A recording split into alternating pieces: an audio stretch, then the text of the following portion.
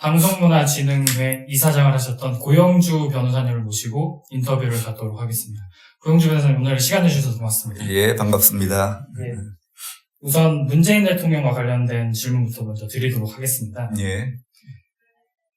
문재인 대통령이 2월 9일 평창올림픽 만찬장에서 존경하는 사상가 신영복이라는 발언을 북한 김영남 앞에서 했습니다. 어떤 의미라고 보십니까? 예, 문재인 대통령이 신영복을 존경한다고 한 거는 전에도 여러 번 있었습니다. 예를 들어서 2016년 1월 달에 신영복 장례식장에서 신영복을 존경한다고 말을 했습니다. 그런데 이번이 그거하고 조금 좀 특별하다고 생각할 수 있는 부분은 전에는 신영복을 왜 존경하는지, 서예가로서 존경을 하는지, 뭐 다른 걸로 존경을 하는지 그게 불분명했었는데 이거는 사상가로서 존경한다라는 걸 분명히 했습니다. 그게 좀 첫 번째 특징이고, 두 번째 특징은 이게 지금 북한에 이렇게 김영남이 국가 수반이라고 할 수 있는 김영남 앞에서 그런 얘기를 했다는 점이 좀 독특하다고 할 수 있겠죠. 그렇다면 존경하는 사상가 신영복이라는 발언을 함으로써 문재인 대통령이 갖고 있는 평소에 신념이나 이념을 더 확고했다고 보십니까? 그 다른 면으로도 아니고 사상가로서 존경을 한다고 했기 때문에 결국 신영복과 같은 사상을 가지고 있다고 밖에 받아들일 수밖에 없지 않습니까? 그 신영복이 연루된 통일혁명당 사건에 대해 좀 간략하게 설명해 줄 수 있으십니까? 예, 통일혁명당 사건은 제가 공안 검사를 하기 전에 그냥 공안 역사로만 알고 있는 얘기죠. 통일혁명당이 이제 적발이 돼가지고 1964년에 이제 인혁당 사건이 있었고 68년에 통역당 사건이 있었고 하는 그 이제 공안 역사의 이제 일부분인데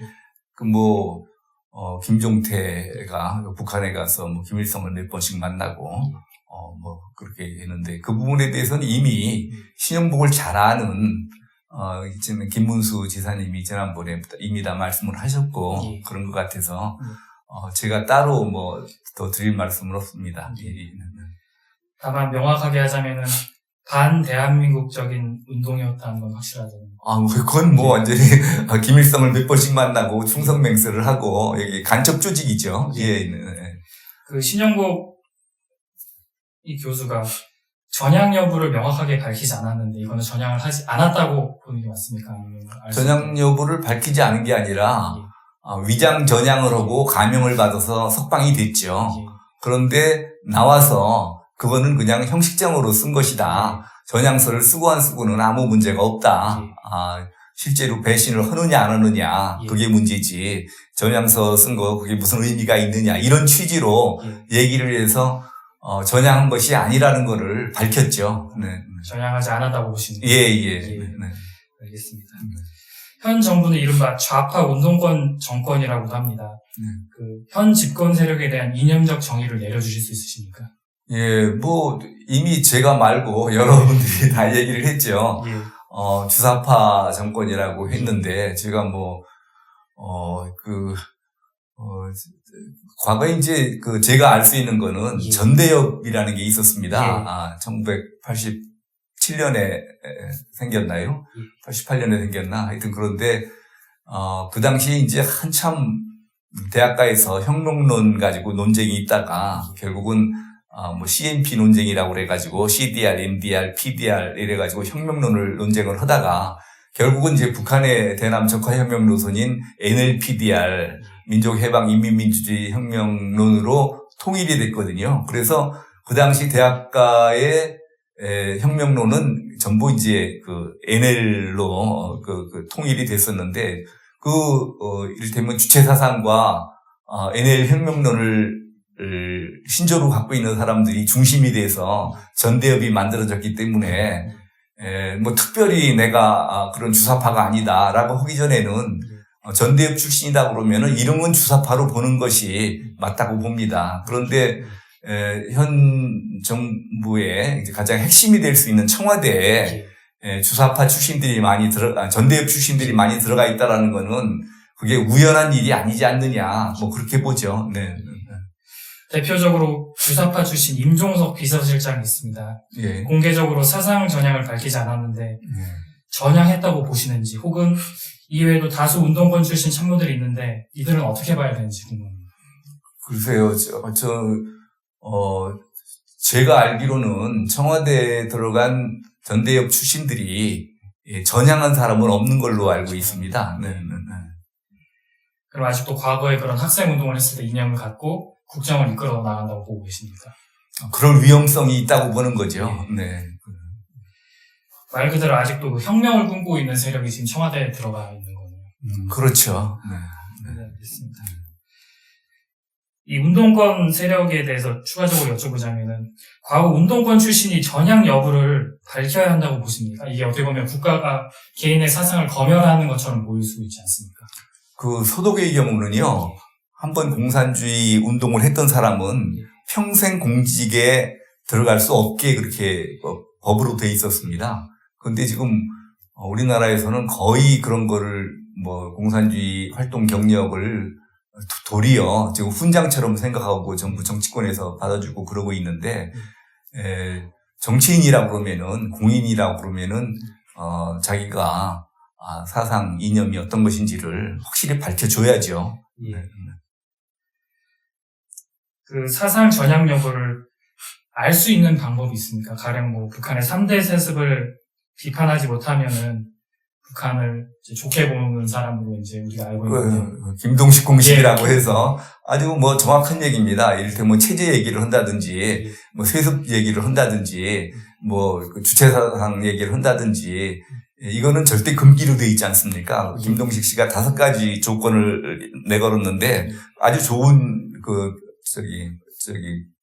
판별 방법이라고 생각을 합니다. 네. 네. 변호사님께서 알고 계시는 대표적으로 전향한 유명인사가 있으시면 말씀해 주세요. 김문수 지사에 대해서 전향했는지를 의심하는 분들이 많은데 제가 일찍이 김문수 지사가 전향했다라는 거는 내가 보증한다. 이렇게 해서 사실은 사상적으로는 김문수 지사의 전향에 대한 제가 보증인입니다.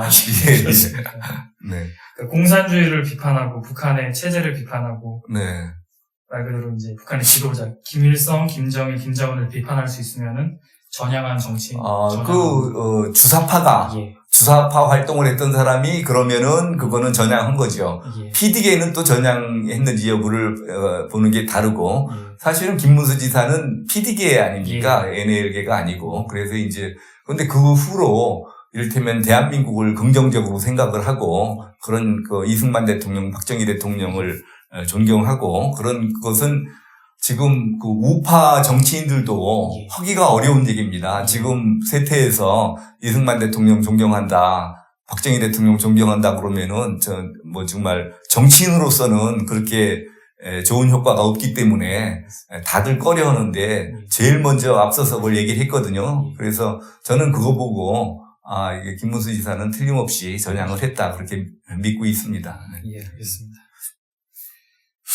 저는 고영주 변호사님을 한마디로 표현을 하자면 대한민국 최고의 공안검사라고 저는 이제 표현을 드리고 싶은데 그 공안검사로서 걸어오신 길을 간략히 시청자들께 말씀해 주실 수 있으십니까? 예, 제가 어떤 분들은 공안검사 경력을 상당히 이를테면 수치스럽게 생각하는 분들도 과거에는 있었습니다. 근데 저는 평생 공안검사를 한 것을 굉장히 자랑스럽게 생각을 하고 또 제가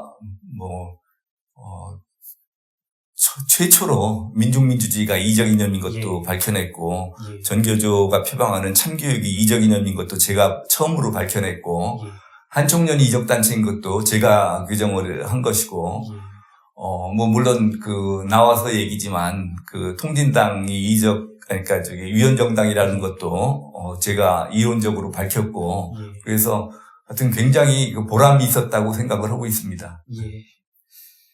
그런 지금 공안검사로서의 그런 활약을 말씀해 주셨는데 어떻게 해서 공안검사의 길을 걸어오게 되셨고 그 공안검사만의 특징이 있는지 말씀해 주실 수 있습니까? 제가 1980년도에 부산으로 이제 전근을 가게 돼서 82년 이제 5, 6월쯤에 처음으로 이제 이를테면은 그 전에 공판 담당을 오면은 전부 이제 익숙해질 때까지 공판을 담당합니다. 그러다가 이제 뭐 형사부, 공안부, 특수부 이렇게 배치가 되는데 처음에는 제가 특수부로 배치가 됐었어요. 뭐 배치가 됐다기보다는 특수부장께서 저를 불러서 같이 일해보자. 그래서 저는 내가 특수부에 배치되는구나.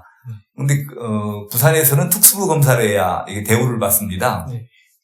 그런데 발표가 났는데 공안부로 그때 처음 공안부가 생겨나면서 신생 공안부에 이제 배치가 됐어요. 그래서 웬일인가 알아보니까 그 당시 공안부장도 나를 자기가 쓰겠다.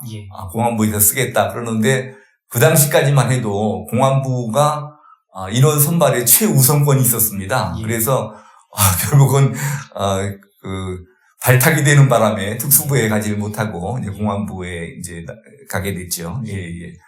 근데 이제 그 당시는 전국 대학에서 일제히 의식화 학습이 시작이 될 때입니다. 그래서 학생들이 의식화 학습을 받는 거하고 함께 제가 거기 진도에 맞춰서 이렇게 공부를 할 수 있게 됐어요. 그래서 차분하게. 그래서 우리나라 이게 좌익 운동권들의 실체를 제일 잘 아는 사람이 됐습니다. 그래서 그 다음에는 뭐 서울에 와서도 그냥 당연히 서울지검 공안부, 그 다음에 대검 뭐 공안연구관 뭐 이런 식으로 그냥 이렇게 계속 공안부로만 뽑혀 다니다 보니까 그렇게 이제 그냥 평생을 공안검사를 하게 됐습니다. 네네. 공안검사로서 수사를 하시면서 기억에 남는 사건 같은 게 있으십니까? 피의자나 뭐 많죠. 요새 제일 인구에 회자되는 불임 사건, 이제 공안검사가 되자마자 제가 맡았던 사건이고, 또 해방 이후 최대의 공안 사건이고, 그 최초의 반미 투쟁 사건인 부산민무 나온 방화 사건, 그런 식으로 해서 제가 직접 간접적으로 대한민국 큰 공안 사건에 관여하는 것이 거의 없을 정도로 다 관여를 했습니다. 네. 공안검사 과거 정부에서는 이제 말 그대로 엘리트 코스였었는데 민주화를 거치면서 점점 기피하는 부서가 됐습니다. 이제 노무현 정부 들어서는 공안에 대한 그런 거부감을 노골적으로 드러냈는데 노무현 정부에서 인사상의 불이익을 받은 걸로 알고 있습니다. 어떤 일이 있으셨는지 궁금합니다. 지금 그것도 제가 지금 기소된 내용입니다. 기소된 내용인데 제가 이제 인사상 불이익을 받았다 얘기를 했더니 이제 인사상 불이익을 준 적이 없다. 근데 사실은 검사는 이제 법무부 장관이 인사를 하는 거 아닙니까? 그러니까 자기 인사가 어떻게 이루어지는지를 모릅니다. 근데 그걸 어떻게 이루어졌는지를 알게 되는 그런 특수한 계기가 있었어요. 제가 광주고검 차장을 하다가 그 당시에 이제 그 위에 선배들이 뭐 15명 이상 검사장들이 이 집단으로 그러니까 그 일괄 사표를 내는 바람에 지금 뭐 후배들은 몇 계단씩 앞으로 이제 영전 승진 인사를 할 때 저는 이렇게 노무현 정부 시작되자마자 광주고검 차장에다가 대구고검 차장으로 이렇게 좌천성 이를테면은 수평 이동을 했거든요. 그런데 어느 날 대구고검에서 근무하고 있는데 어느 날 전화가 왔어요. 핸드폰으로 전화가 와서 받아보니까 고영주 검사장이시죠? 저 강금실이에요. 보니까 법무부 장관이시더라고요. 그래서 왜 그러시냐고 그랬더니 무슨 일이시냐고 했더니 이번 주에 서울 안 오십니까? 그래서 여기서 약속이 있어서 이번 주 서울 못 갑니다. 그랬더니 그러면 언제 오시나요? 그래서 다음 주에는 올라갑니다. 그럼 다음 주에 오시면 저를 좀 뵈요. 그러시더라고요. 그래서 이제 그 다음 주에 와서 서울지검 앞에 있는 어느 이제 한식당에서 같이 뵀어요. 근데 저는 그때만 해도 그 당시 이제 한총련 이렇게 합법화 문제하고 예. 전교조 합법화 문제 뭐 이런 문제 가지고 대검하고 법무부하고 의견이 달라가지고 굉장히 이렇게 시끄러울 때입니다. 그래서 장관께서 거기에 대해서 좀 알아보려고 저를 부르신 줄 알았어요. 왜냐면은 한총련을 이적단체로 규정한 것도 제가 한 거고 전교조가 그 표방하는 참교육이 이적 이념인 것을 발견해서 전교조를 이제 이를테면은 전교조 선생님들을 해직시키는 데도 제가 관여를 했고 거기에 대해서 물어보려고 그러는 줄 알고 만나서 요즘 그 전교조 한총련 때문에 심려가 많으시죠. 우선은 이게 왜 그거를 한총련을 왜 이적단체로 규정할 수밖에 없었는지 전교조 참교육이 왜 이적 이념인지 그거를 쭉 설명을 먼저 다 해드렸어요. 뭐 저를 찾을 이유가 그거밖에 없다고 생각을 했어요.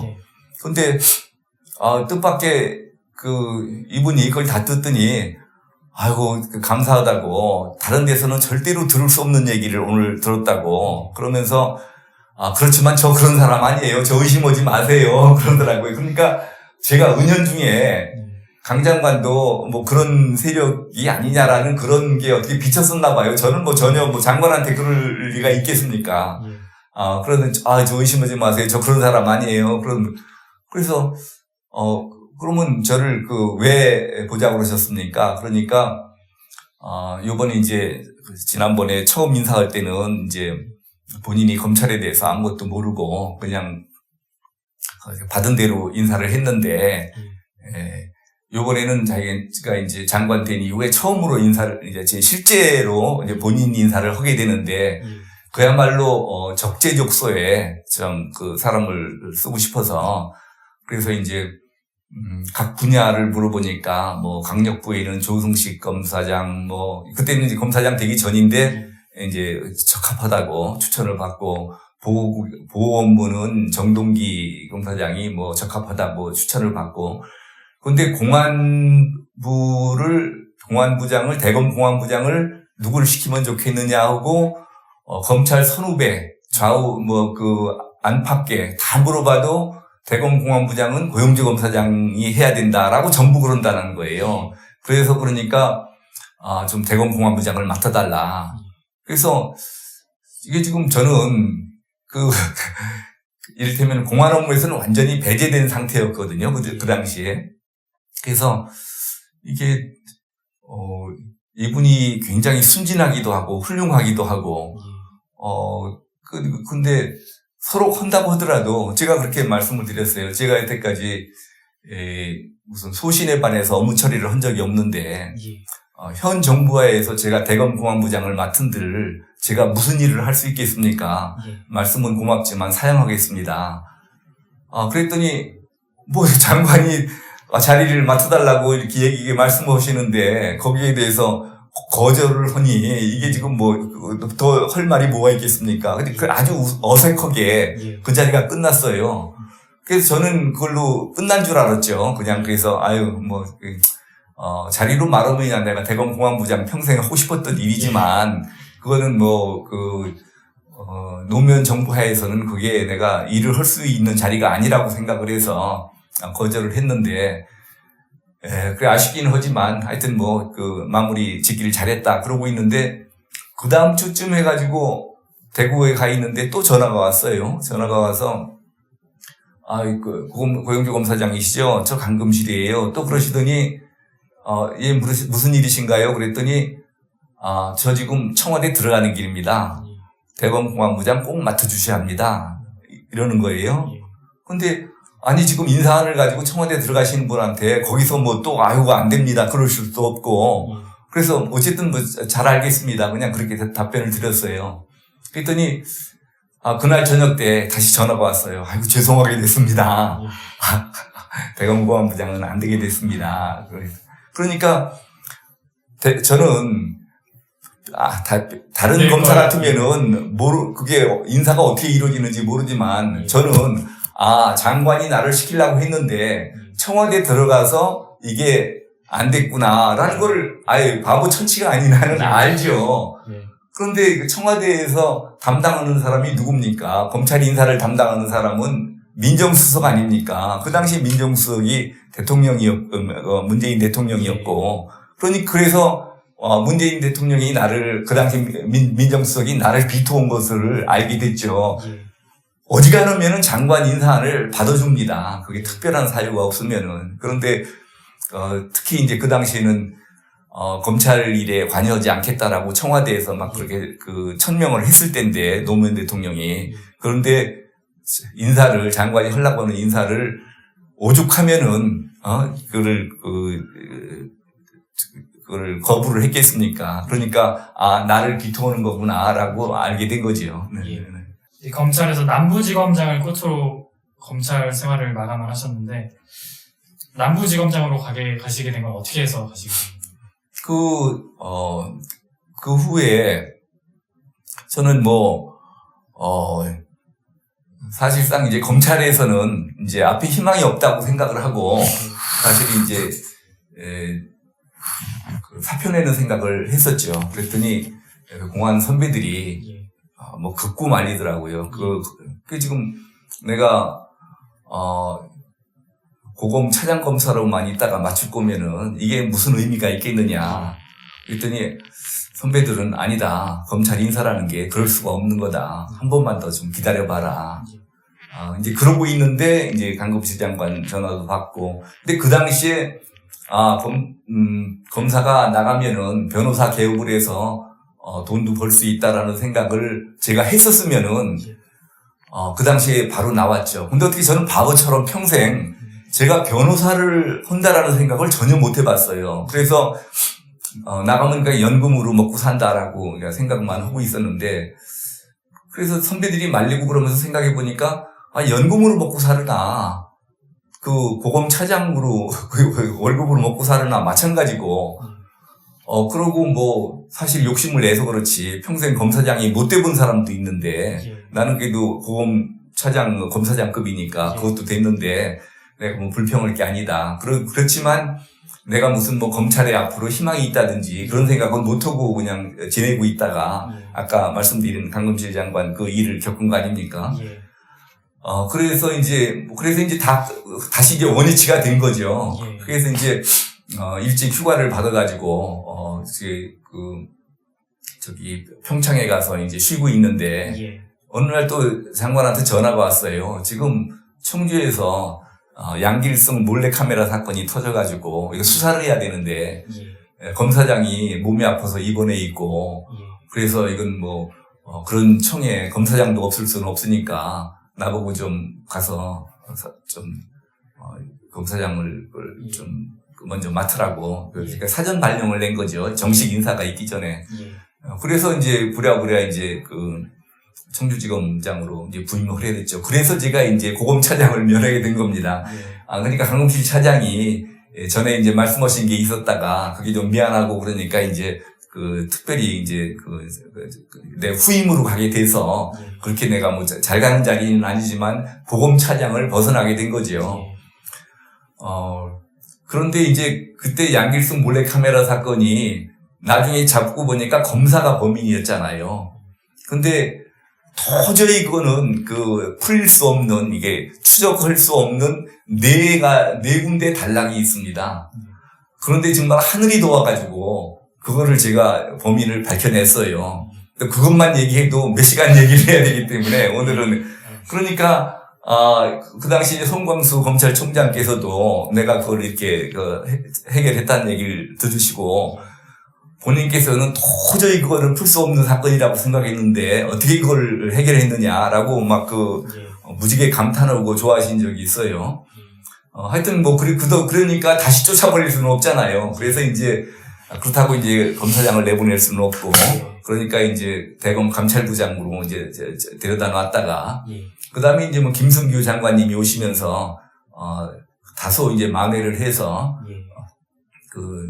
남부검사장이라도 하고 근데 그 다음에 보니까 나는 고검장 승진은 아예 고려도 안 하고 있다고 그렇게 알려져 있더라고요. 그래서 그렇다면 내가 뭐 더 이상 있을 필요 없고 내가 먼저 사표를 냈죠. 예. 뭐 검사장 자리 하나 만드는 게 얼마나 어려운데 검사장이 스스로 사표 내는 경우는 뭐 거의 없답니다. 그래서 그 당시 총장으로 있던 그 분이 하신 말씀이 정말 검찰에 참신한 충격을 줬다고 이런 말까지 제가 들었습니다. 네. 예. 어떻게 보면 강금실 법무장관은 네.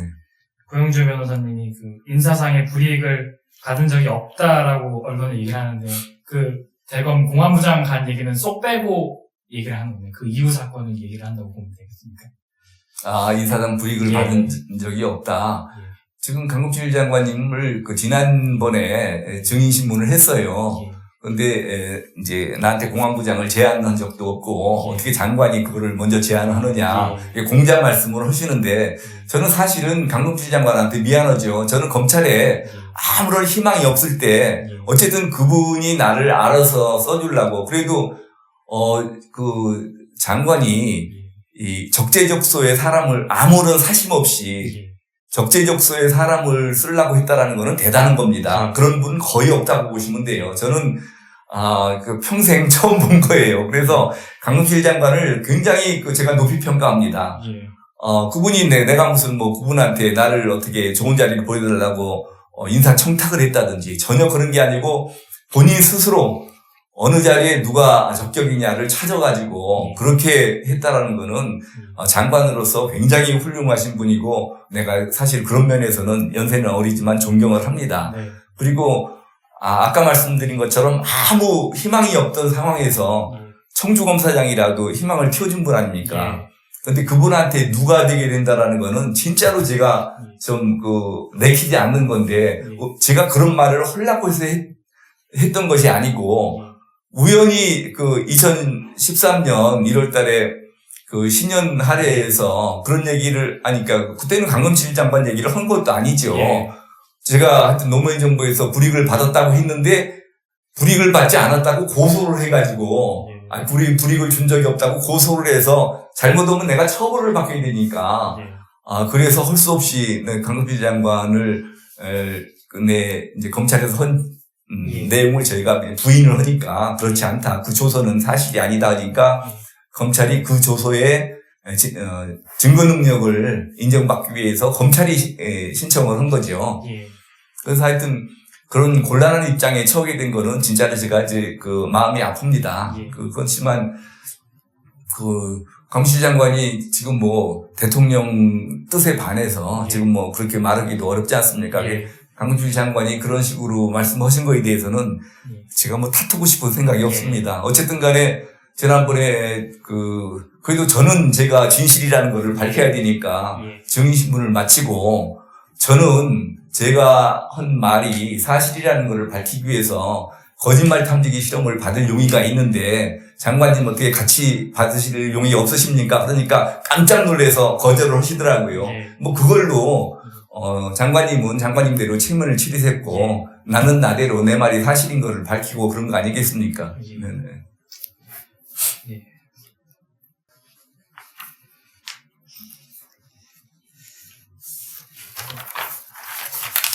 문재인 정부 출범 이후 이른바 국정원 개혁과 관련해서 공안 검사들이 불이익을 받고 있다고 알려졌습니다.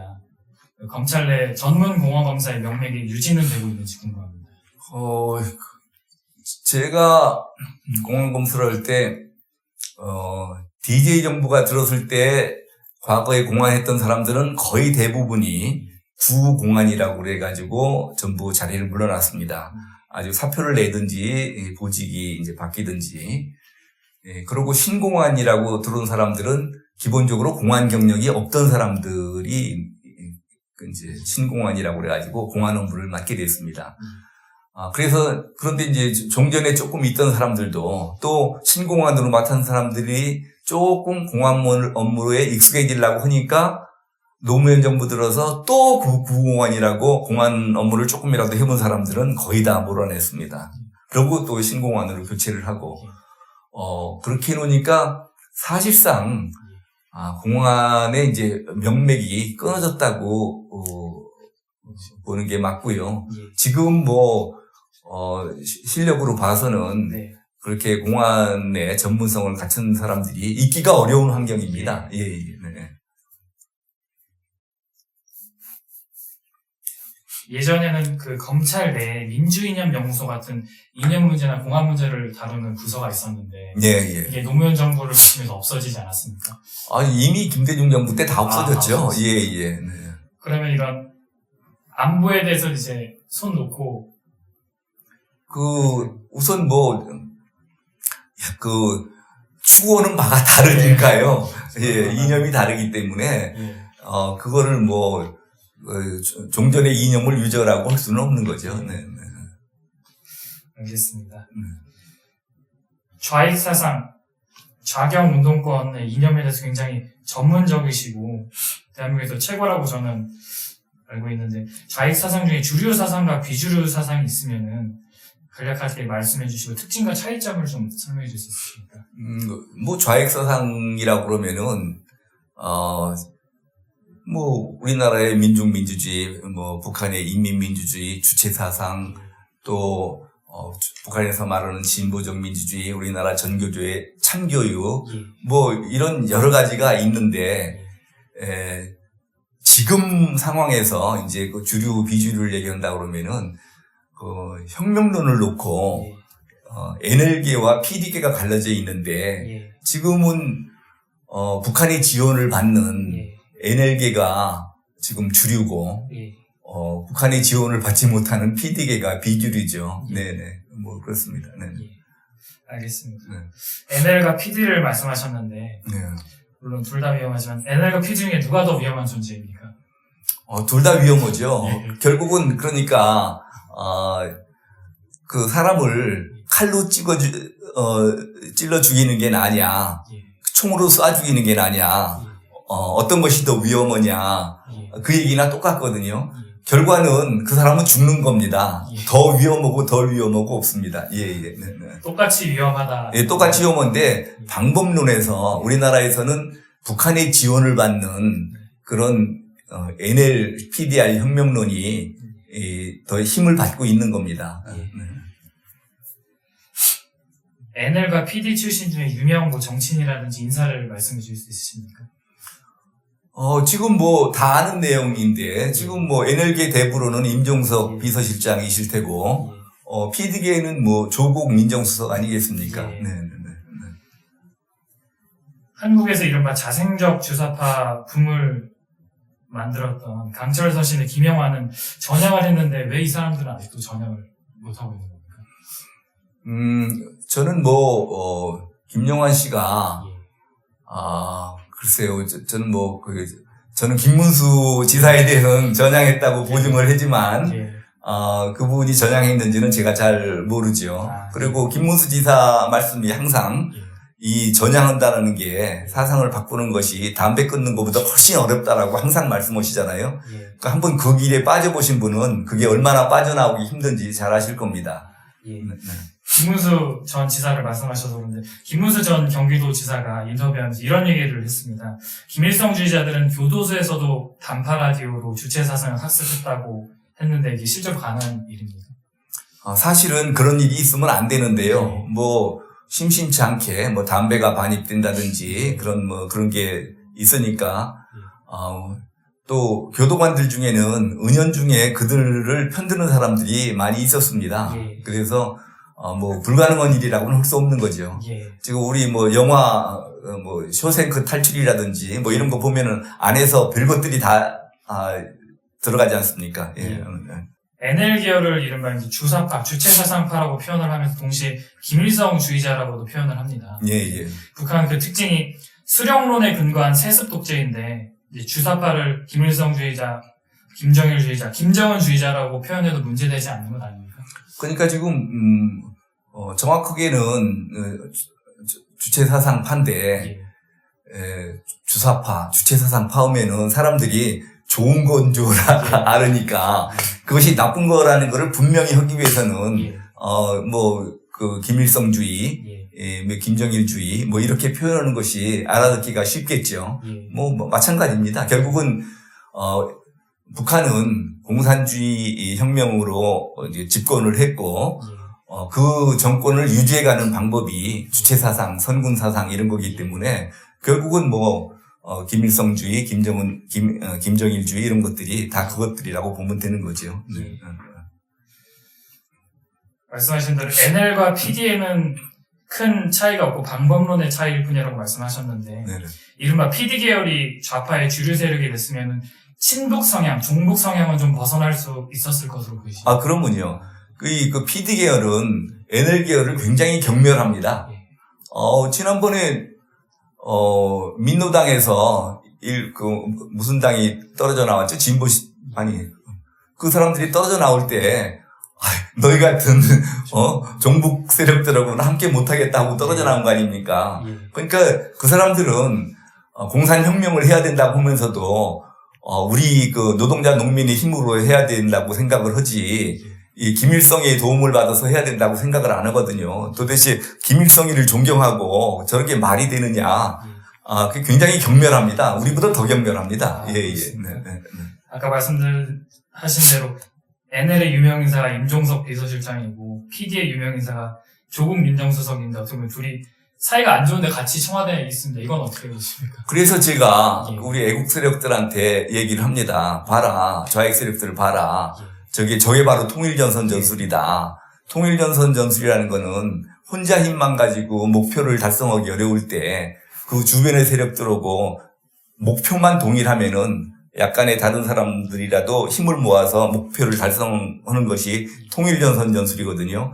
지금 저 사람들은 탄핵이라든지 선거 과정에서 통일전선 전술을 써가지고 저렇게 정권을 획득한 다음에 자리를 조금 나눠준 거죠. 예. 사실은 NL계가 대부분 차지하고 PD계에는 거의 조국 수석 하나 이렇게 자리를 해준 거 아니겠습니까? 네. 말씀하신 대로 저희가 이렇게 인터뷰를 하면서 PD 계열, NL 계열, 주체사상 이런 용어가 일반인들은 굉장히 어렵습니다. 대표적으로 사회주의와 공산주의가 비슷한데 그 차이점은 명확하게 또 구분하기가 어려운데 사회주의, 공산주의, 민중민주주의, 인민민주주의, 진보적 민주주의 이런 용어에 대해서 좀 설명해 주실 수 있으십니까? 제가 지난 1월 달에 이거를 설명하느라고 신의 한수에서 2시간 동안 강의한 거 알고 계세요? 사실은 그거 설명을 하려고 그러면은 그 정도로 설명을 해야 오해가 없습니다. 왜냐면은 잘못 얘기하면은 좌익 세력들의 선전 이론만 설명을 하게 돼요.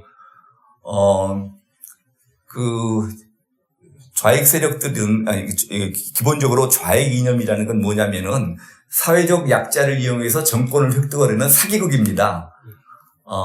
왜 사기극이냐? 정권을 획득하면은 여러 가지 혜택을 줄 것처럼 그렇게 얘기를 해서 혁명에 끌어들인 다음에 막상 혁명이 성공을 하면은 기존에 가지고 있던 주권과 다른 자유 권리까지 다 뺏어가 버리기 때문에 이게 사기라는 거죠. 그런데 사람들이 왜 그 사기에 속아 넘어가느냐?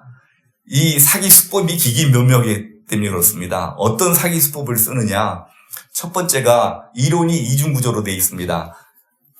우리가 알고 있는 거는 좌익의 공산주의 선전 이론입니다. 우리는 지금 공산주의 선전 이론밖에 못 듣습니다. 그렇지만 자기네들이 실제로 적용하는 이론은 따로 있습니다. 실천 이론이라고 그래가지고. 그래서 이론이 이중구조로 돼 있어가지고, 우선 우리는 선전 이론밖에 못 들으니까 저 사람들이 실체를 몰라요. 두 번째가 용어 혼란 전술을 씁니다. 같은 말을 써도, 그게 뜻하는 바가 전혀 다릅니다. 민족이라고 그러면 우리 한 결에 이렇게 생각하지만 저 사람들이 민족이라고 그러면은 주한미군 철수를 얘기합니다. 우리가 미제국주의 식민지 하에 있다. 그래서 민족 얘기하면은 이거는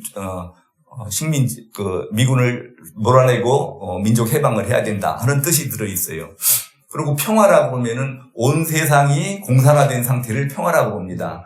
우리는 전쟁이 없는 상태가 평화라고, 평화는 좋다고 그러지 않습니까?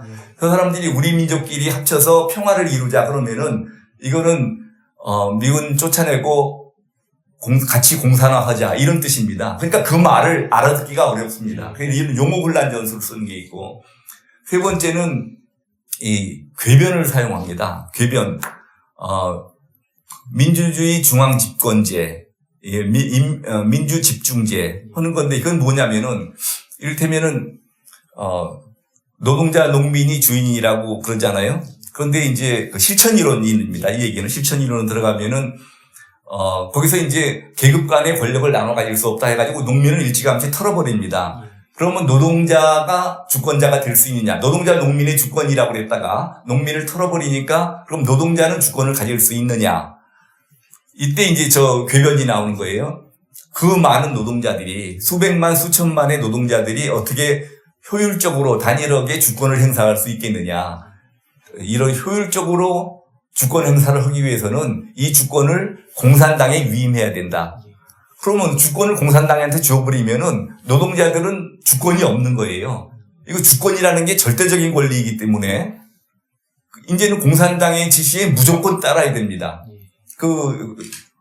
주권자의 명령에 절대 복종해야 돼요. 이견이라든지 불만이 있을 수가 없어요.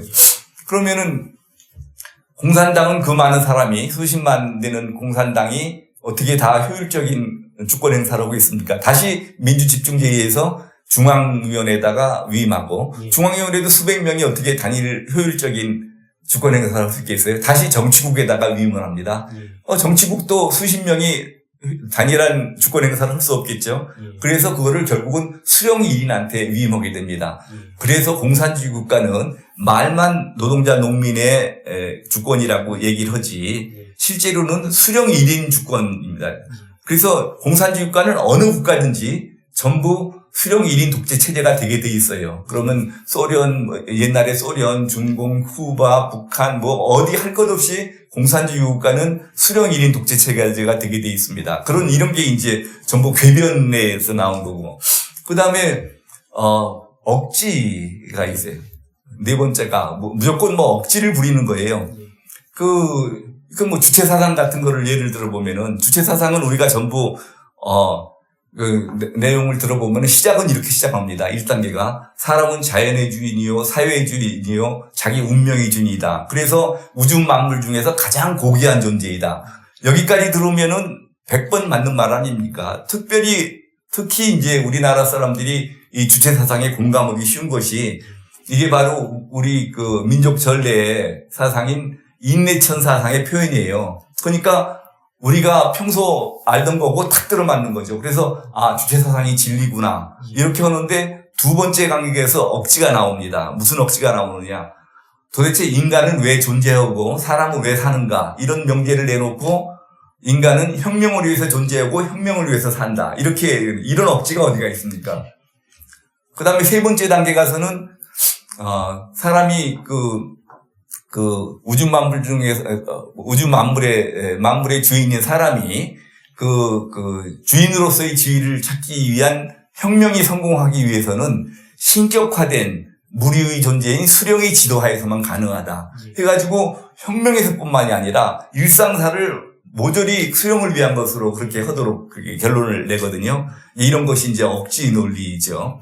그 다음에 이제, 반복 선전입니다. 거짓말을 해놓고 또 하고 그러면 저게 진짜였던가 이렇게 믿게 됩니다. 그래서 이렇게 5가지 사기 수법을 교묘하게 섞어서 쓰면은 안 속아 넘어갈 수가 없습니다. 이거는 박사고 무슨 지적으로 뛰어나고 이 문제가 아닙니다. 이거는 이념 교육을 받지 않으면은 속아 넘어가게 돼 있습니다. 네. 답이 됐나요? 예.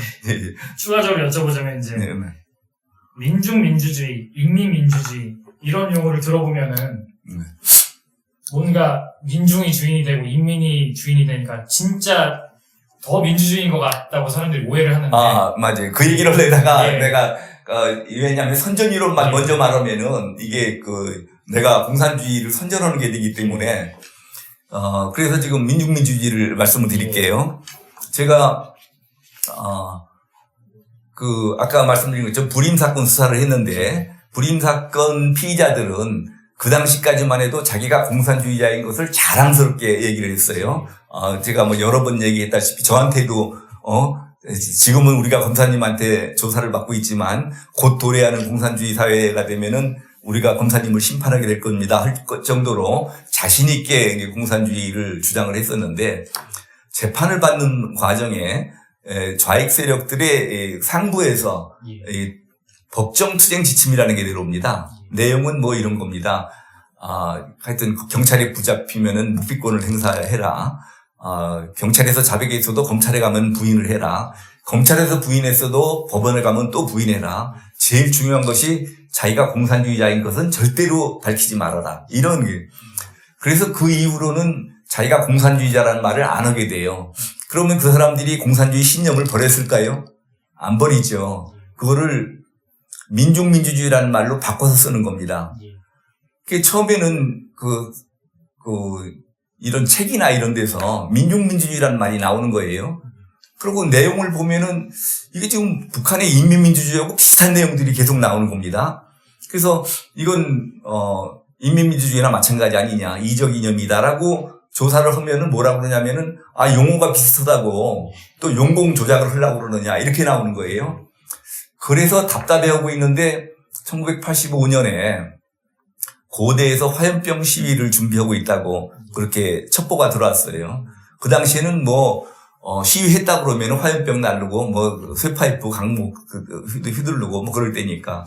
그래서 제가 압수수색 영장을 받아가지고 경찰서에 주어서 학생회관을 압수수색 해오라고 했어요. 그랬더니 압수수색을 해왔는데 화염병 강목 이런 것만 가져온 게 아니고 그 안에 있던 고대 교지까지 전부 압수를 해왔어요. 일보전진이라는 교지인데 사실은 제가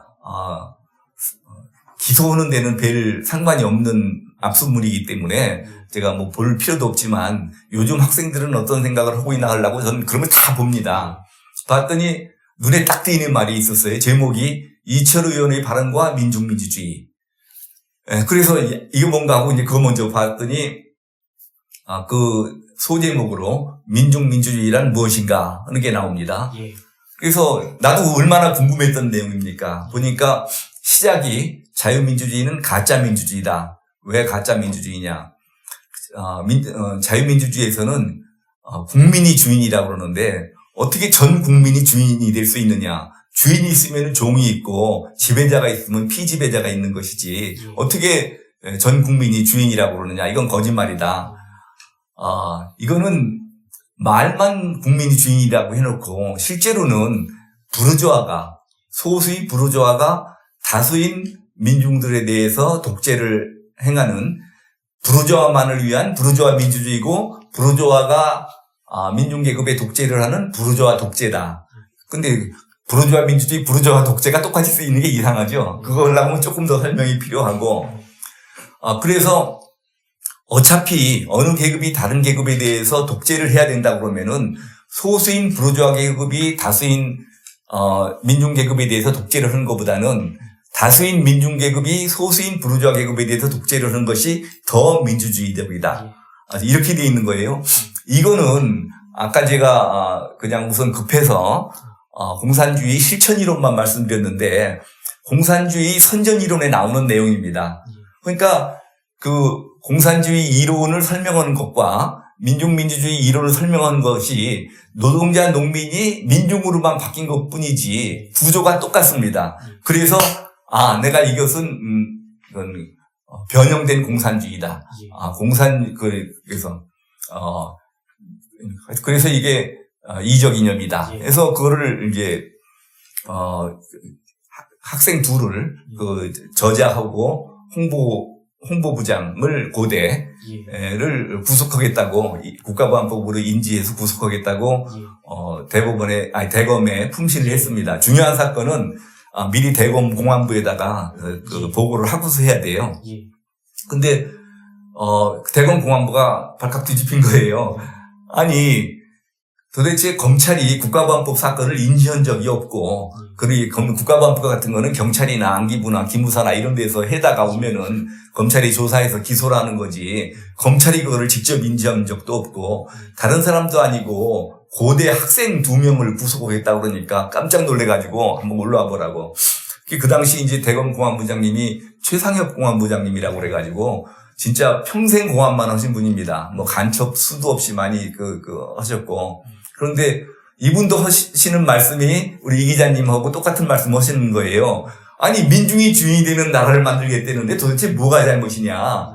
근데 이제, 결국은 이제, 아까 말씀드린 것처럼, 이제, 그런 식으로, 민중이 주인 되는 나라를 만들겠다고 그래가지고, 민중혁명을 일으켜서, 민족민주주의 이 사회가 되면은, 그 다음에는 이제 공산주의 사회로 가기 위해서, 아까는 노동자, 농민, 공산주의 이론을 설명하니까 농민 털어내는 얘기만 했잖아요.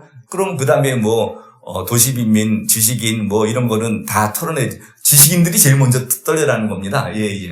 그거는 정치론인데 방해가 되니까. 이제, 그러니까 통일전선 전술로 노동자, 농민만 하려다가 그 주위에, 도시빈민, 중소상인, 하급관리, 하급군인, 학생, 지식인, 이런 사람들을 붙여가지고, 이제 혁명 세력을, 동맹군을 넓힌 거죠. 그것뿐이고, 궁극적으로는 공산주의로 가는 거죠. 이론도 공산주의고 똑같고, 그러니까 힘이 부족하기 때문에, 이제 민중이라는, 세력을 넓힌 거죠. 그래서 이건 공산주의를 가는 과도기적인 형태입니다. 이것이 아까 말씀드린 사기극인 것은 그런 공산주의 사회로 가서, 민주주의 중앙집권제 이론에 의해서 다 털어내고 결국은 수령 1인 독재로 가는데 그 과도기적인 것이 이제 민중민주주의인데 인민민주주의는 이제 사실상 똑같은 거죠. 사실상 똑같은 건데 민중민주주의를 주장하는 사람들은 인민민주주의보다 그 인민보다 민중이 더 넓다. 이렇게 주장을 하는 거죠. 이른바 이제 공산주의 이념이 네. 선전선동을 하기 위해 이제 포장재를 자꾸 이제 갈아치웠는데 민중민주주의, 인민민주주의에서 그 다음에 어떻게 발전을 했습니까? 예, 아주 핵심을 찌르는 말씀을 해주셨는데요. 이렇게 포장을 자꾸 바꿉니다. 꼼수를 씁니다. 아까 말씀드린 것처럼 이제 공산주의라고 하면은 이제 재판에서 불리한 처분을 받게 되니까 공산주의라는 말을 쓰지 말라고 그래가지고 이제 민중민주주의로 바꿔서 그렇게 쓰다가 이제 저한테 적발된 얘기를 아까 말씀드렸죠. 그래서 그러니까 이제 그것이 유죄 판결이 확정되니까 그다음부터는 이제 민중민주주의라는 말도 못 쓰게 됐습니다. 아까도 말씀드렸지만 그렇다고 그래가지고 공산주의 이념이나 민중민주주의 이념을 버리겠습니까? 안 버리죠. 그런데 그래서 그 다음에는 무슨 꼼수를 쓰나 하고 궁금해 있었는데 아주 우연히 그거를 보게 됐어요. 이게 조갑제닷컴의 조갑제 대표님하고, 우리 국민행동본부의 서정갑 본부장님하고, 2012년인가요? 여름에 점심을 같이 하다가, 두 분이 저한테 두 분이 말씀이 많이 있었나 봐요. 그래서 저를 만난 김에 제가 법률가니까 저를 만난 김에 말씀을 하시더라고요. 지금 민주노동당 하는 것이 이게 북한 노동당이나 똑같은데 어떻게 이런 게 우리나라 정당으로 있을 수 있느냐. 저것 좀 어떻게 해산시킬 수 없느냐 말씀하시더라고요. 그래서 제가 알겠다고 검토를 해보겠다고. 그리고 이제 사무실에 가서 민주노동당 강령을 찾아봤습니다. 그랬더니 보니까 딴 사람이 보면 무슨 소리인지 모르죠. 거기에 이제 민중민주주의라는 말을 안 쓰고 민중이 주인이 되는 나라를 만들어야 된다. 민중 주권을 확보해야 된다. 진보적 민주주의를 수립해야 된다. 그러니까 진보적 민주주의라는 말 아래에 과거의 민중민주주의 내용을 그대로 써놨더라고요. 그래서 이게 됐다. 그런데 이제 그러면은 위원정당이 되려고 그러면은 그냥 헌법에 반한다고 무조건 정당 되는 게 아니에요. 헌법에 반하는 일은 무지개 많죠. 헌법 중에서 민주적 기본 질서, 자유민주적 기본 질서에 반해야만 위원정당이 되는 겁니다. 그런데 그러면은 민중 주권을 주장했으니까 국민 주권주의에 반하는 거 아닙니까? 그래서 이거는 틀림없이 위원정당으로 할 수 있겠다 하고서 그래도 근거를 찾아야 되니까 우리나라 헌법재판소에서 민주적 기본 질서의 내용이 뭔가에 대해서 이미 결정이 나와 있어요. 지금 헌법재판소의 결정에 대해서는 판결이라고 안 하고 결정이라고 그러는데 결정례가 있는데 거기를 보니까 국민주권이란 말이 빠져 있는 거예요. 그러면은 민주적 기본질서에 위반된 게 없지 않습니까? 예. 그래서 야 이게 낭패다 하고서는 근데 이게 지금 우리나라 그 판례 이런 걸 보면은 대개 외국 거를 갖다 베낍니다. 예. 그래서 서도연방헌법재판소 결정례를 봤어요. 예. 그랬더니 거기는 맨 첫 번째 국민주권주의가 맨 첫 번째에 나오더라고요. 민주적 기본질서의 내용으로. 예. 그래서 이게 지금 우리나라 헌법재판관들이 베끼다가 이 국민주권은 뭐 너무 당연한 거 아무 의미가 없는 거 아니냐. 국민주권이 얼마나 중요한 얘기를 모르고 이거는 그냥 필요 없다. 뭐 상권 분립이니 정당제도 뭐 그 시장 경제 뭐 이런 것만 민주적 기본 질서라고 하고 국민주권주의를 딱 빼놓은 거예요. 근데 어쨌든 다른 것들은 다 서도연방헌법재판소 거를 그대로 베끼면서 국민주권만 뺐기 때문에 이거는 이걸 근거로 내가 주장하면 되겠다 해가지고 거기다 이제 덧붙여서 우리나라 헌법의 전문과 사조에 자유민주주의라는 말이 있으니까 이게 내가 이제 보완적으로 이게 국민주권주의에 반하고 자유민주주의에 반하고 또 이게 그 자유민주 통일 헌법 규정에 반하고 이런 식으로 이제 살을 붙여가지고 했는데 결국은 이제 새로운 헌법재판소 결정내에는 국민주권이 들어가게 됐습니다. 국민주권이 들어가게 됐고 그래서 그 진보적 민주주의가 사실은 민족민주주의를 모양만 바꾼 거죠. 바꾼 건데 그것이 북한식 사회주의를 추구하는 이념이다. 그래가지고 이제 위헌정당이 되고 그래서 지금 진보적 민주주의도 이제는 못 쓰게 됐어요. 민족민주주의 그 내용만 민중주권을 주장할 수도 없게 됐고 이번 헌법재판소 결정 때문에 그래서 그래라도 또 요번엔 무슨 꼼수를 쓰나 하고 내가 쳐다보고 있었어요. 그랬더니 요번 헌법 개정안을 보면은 자유민주적 기본질서에서 자유를 다 빼자고 그러잖아요. 그러니까 이 사람들 꼼수가 자유민주주의가 떨어진 그러니까 자유민주주의는 가짜 민주주의라고 주장을 하고 있기 때문에 자유가 떨어진 민주주의는 이거는 공산주의, 인민민주주의, 민족민주주의, 진보적 민주주의 똑같이 다 공산주의라는 얘기죠. 이제 그렇게 이제 공산주의 헌법으로 바꿔가려고 지금 했던 것이 이제 우리가 아우성을 쳐서 그런지 어쨌든 간에 이번 민주당에서는 자유를 빼는 안을 이를테면은 철회하겠다고 그렇게 했는데 또 모르죠. 대통령이 무슨 안을 내놓을지. 네네. 그 많은 사람들은 이제 민주주의와 자유민주주의에 그 큰 차이가 없다고 이렇게들 생각을 하는데 예. 보면 이제 좌파들은 자유라는 단어를 굉장히 싫어하는 것 같습니다. 좌파가 좋아하거나 즐겨 쓰는 단어가 있다면 뭐 싫어하거나 기피하는 단어 같은 걸 좀 말씀해 줄 수 있으십니까? 아니 지금 우리나라 같은 경우는 민족, 민중 뭐 이런 것들을 많이 쓰죠. 평화 뭐 이런 것들 그런 걸 많이 쓰는데 원래는 자유민주주의나 민주주의나 이제 같은 뜻이죠. 같은 뜻인데 원래는 자본주의 대 경제적으로는 자본주의 대 공산주의, 정치적으로도 공산주의 대 자유민주주의. 그런데 공산주의라는 말이 자본주의에 대해서는 대항하기가 쉬워요. 자본주의하고 싸울 때 공산주의가 말을 바꿀 필요가 없어요. 자본주의가 괜히 사람을 무시하는 것 같고 그렇기 때문에 자본주의를 비판할 때는 공산주의라는 이름으로 나섭니다. 그런데 자유민주주의에 대항해서는 공산주의라는 말이 조금 이렇게 딸리는 거예요. 그러니까 아까 말씀드린 그런 이제 그 궤변을 생각을 해낸 거예요. 민주주의라는 건 기본적으로 국민이 주인이라는 뜻인데 이걸 갖다가 민중이 주인이 되는 민족민주주의, 프롤레타리아가 주인이 되는 프롤레타리아 민주주의. 그래서 자유민주주의는 부르주아가 주인이 되는 부르주아 민주주의이기 때문에 이건 가짜 민주주의다. 프롤레타리아 민주주의, 민족민주주의 이런 것들이 진짜 민주주의다. 그래서 얘네들은 좌익들은 자유민주주의는 가짜 민주주의이기 때문에 자유민주주의만 아니면은 그게 바로 공산주의입니다. 그러니까 지금 이것이 용어 혼란 전술로 국민들을 속이는 거죠.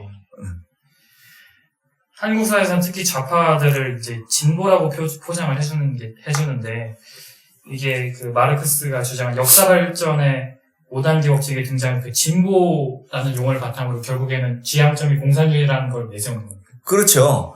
유물사관에 의해서 원시 공산 사회부터 고대 노예제 사회, 중세 봉건 사회, 근세 자본주의 사회를 거쳐서 공산주의 사회가 된 거거든요. 저것이 진보된 이념이라는 거예요. 그래서 저거를 지금 자기네들이 진보라고 하는데 우리가 그걸 진보라고 따라주면 안 되죠.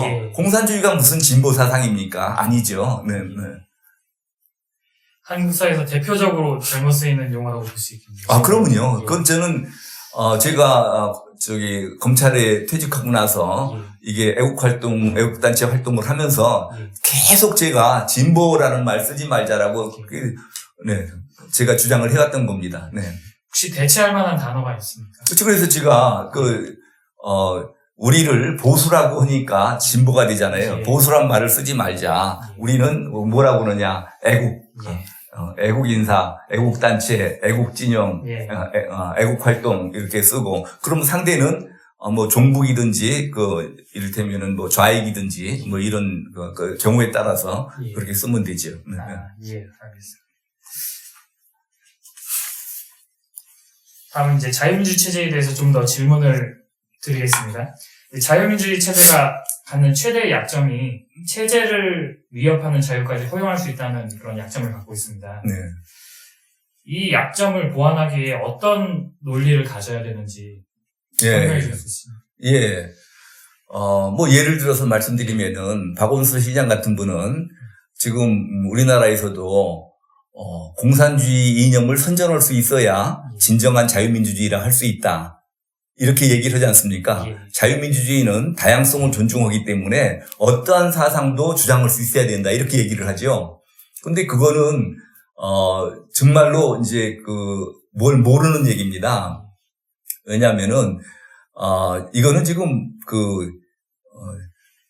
1919년에 독일 혁명이 성공해가지고 독일 민주공화국이 성립이 됐는데, 그때 독일 민주공화국의 헌법을 독일의 바이마르 지방에서 그게 헌법이 제정이 됐어요. 초안이 마련이 됐어요. 그래서 우리나라 제1공화국, 제2공화국 하듯이 독일 민주연방공화국을 그 당시에 바이마르 공화국이라고 그러고 그 헌법을 바이마르 헌법이라고 합니다.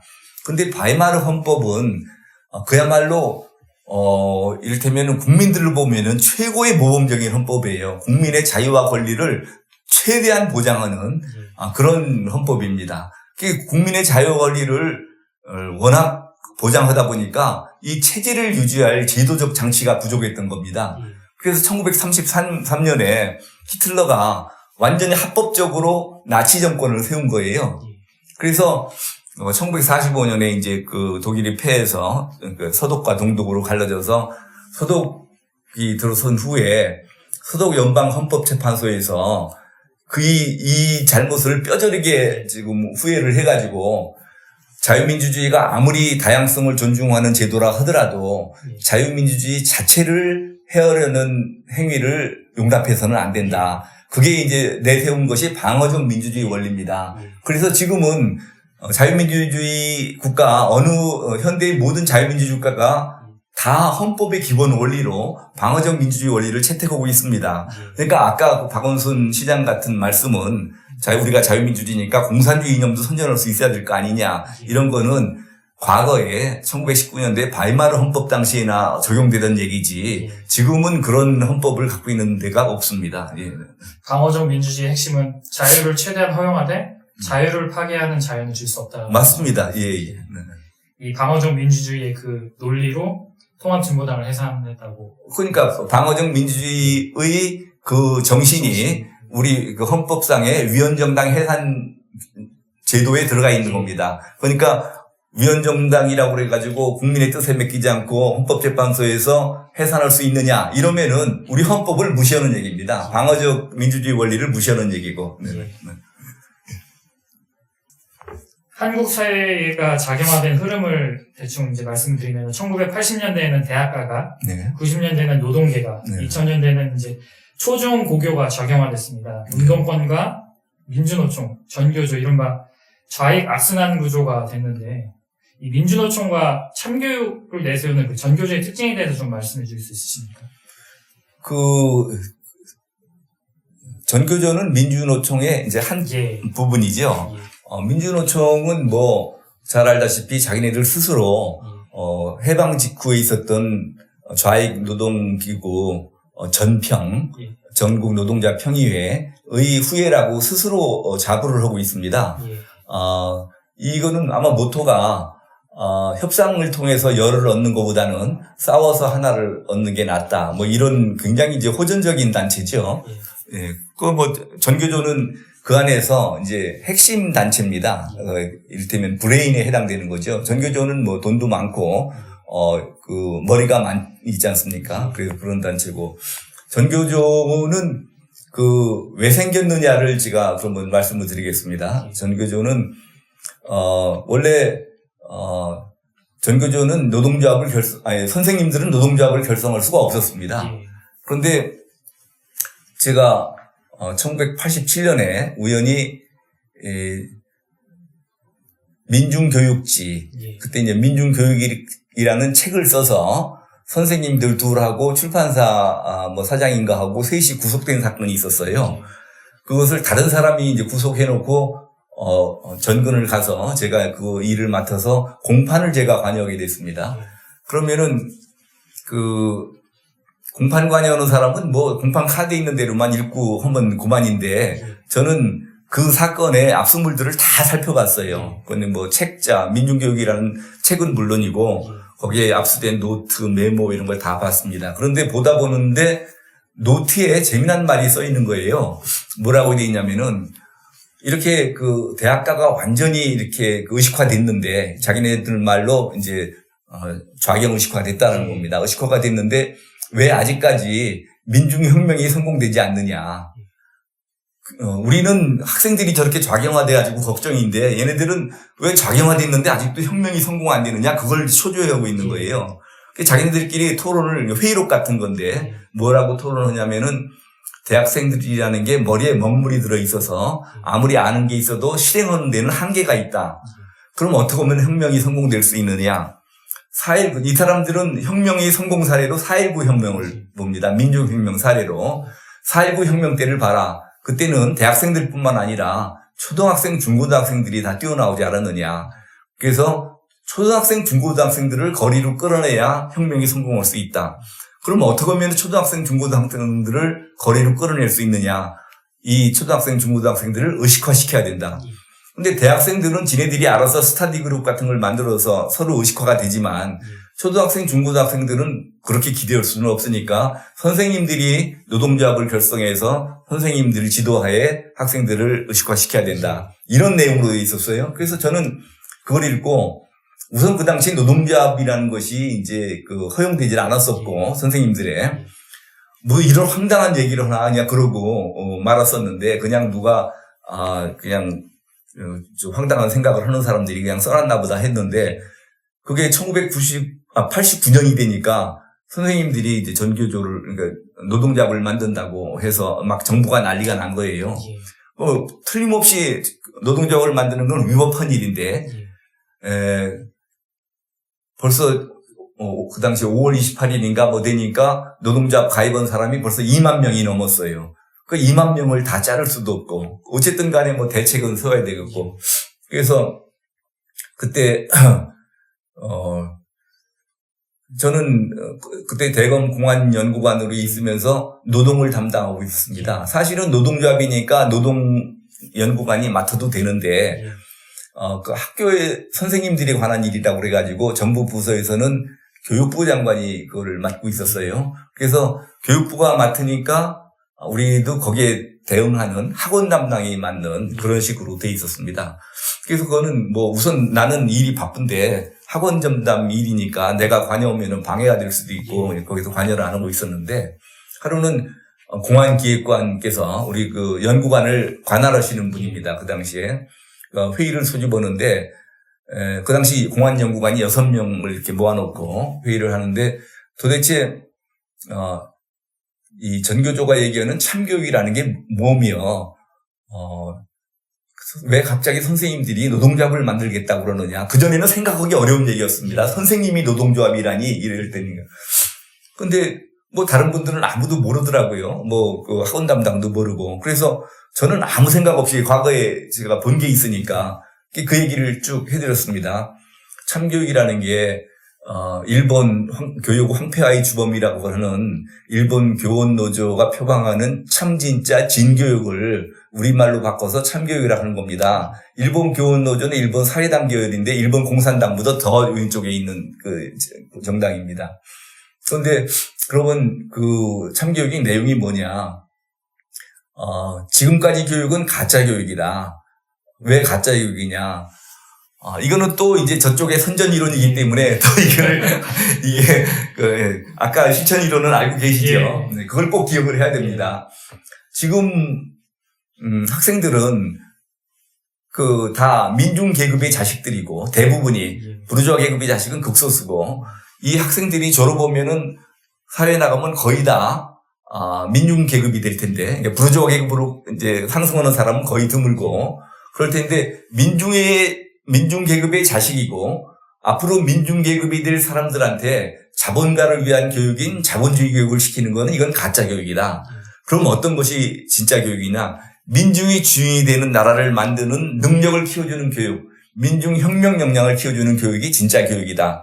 이게 제가 이제 과거에 민중교육 책을 보고서 제가 배운 거니까 그걸 그대로 얘기해주고 전교조를 노동자업을 만들려고 하는 이유는 아까 설명한 대로 읽은 대로 그대로 설명을 해드렸어요. 그랬더니 그런 얘기는 처음 들어보는 거잖아요. 그러니까 우리나라 선생님들이 그럴 리가 있냐? 이건 고검사가 너무 과격해서 그런다는 거예요.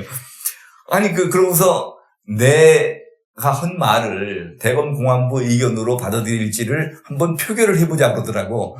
그래서 내가 열이 나가지고 아니 아는 사람하고 모르는 사람하고 간에 무슨 표결이냐. 그러고 공안검사는 다 같은 공안검사냐. 난 벌써 이 일을 10년째 하고 있는데 당신네들은 엊그저께 공안부 배치돼가지고 공안검사라고 하면서 그 같은 공안검사라고 하면 되느냐. 싫으면 관둬라면 내 나라만 망하냐 네 나라도 망하지. 그러고 내가 와버렸어요. 그랬더니 조금 있으니까 이제 고안기획관께서 다시 좀 보자 그러더라고요. 갔더니 지금 청와대에서 그때 이제 노태우 대통령 될 겁니다. 1989년이면은 대통령이 막 노발대발 하신다는 거예요. 도대체 학교 선생님들이 노동조합을 만든다고 그러는데 저렇게 불법한 일을 하겠다고 그러는데 도대체 사정기관은 뭐 하고 있느냐 이래가지고 그래서 지금 청와대에서 긴급 관계기관 대책회의가 열리는데 원래는 학원 담당이 가야 되지만 학원 담당은 여기에 대해서 전혀 모르는 것 같으니까 고검사 말이 미덥지는 않지만 고검사가 좀 대신 가달라고 그러더라고요. 그래서 우뿐히 말하니까 가긴 가는데 아니 공안검사들도 내 말을 안 믿어주는데 지금 외부 기관 모임데 가서 하면은 무슨 망신을 당하겠어요. 그래서 내가 속으로 가긴 가는데 내가 한마디도 안 하고 이따가 와야 되겠다 하고서는 갔죠. 그 당시에 이제 정무비서관이 이제 윤여준 비서관이 이제 회의를 주재하는데 경찰, 안기부, 기무사, 노동부, 교육부 다 이제 각 기관이 다 와 있어요. 이제 국장급이 다 이제 와 있는데 쭉 이제 옆에서부터 쭉 물어보는데 아무도 거기에 대해서 아는 사람이 없어요. 물어보는 건 똑같죠. 전교조가 표방하는 참교육이 뭐냐, 왜 갑자기 노동자업을 만들겠다고 그러느냐.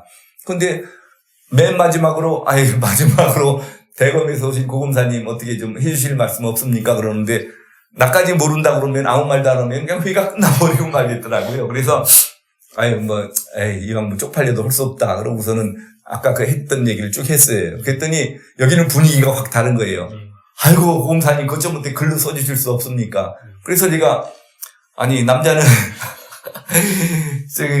자기를 알아주는 사람을 위해서 목숨도 바친다는데 그 당시 공안연구관이 얼마나 바쁜 자리였는데 제가 그날 집에 가서 밤샘을 해가지고 전교조가 표방하는 참교육의 실체 해가지고 글을 썼어요.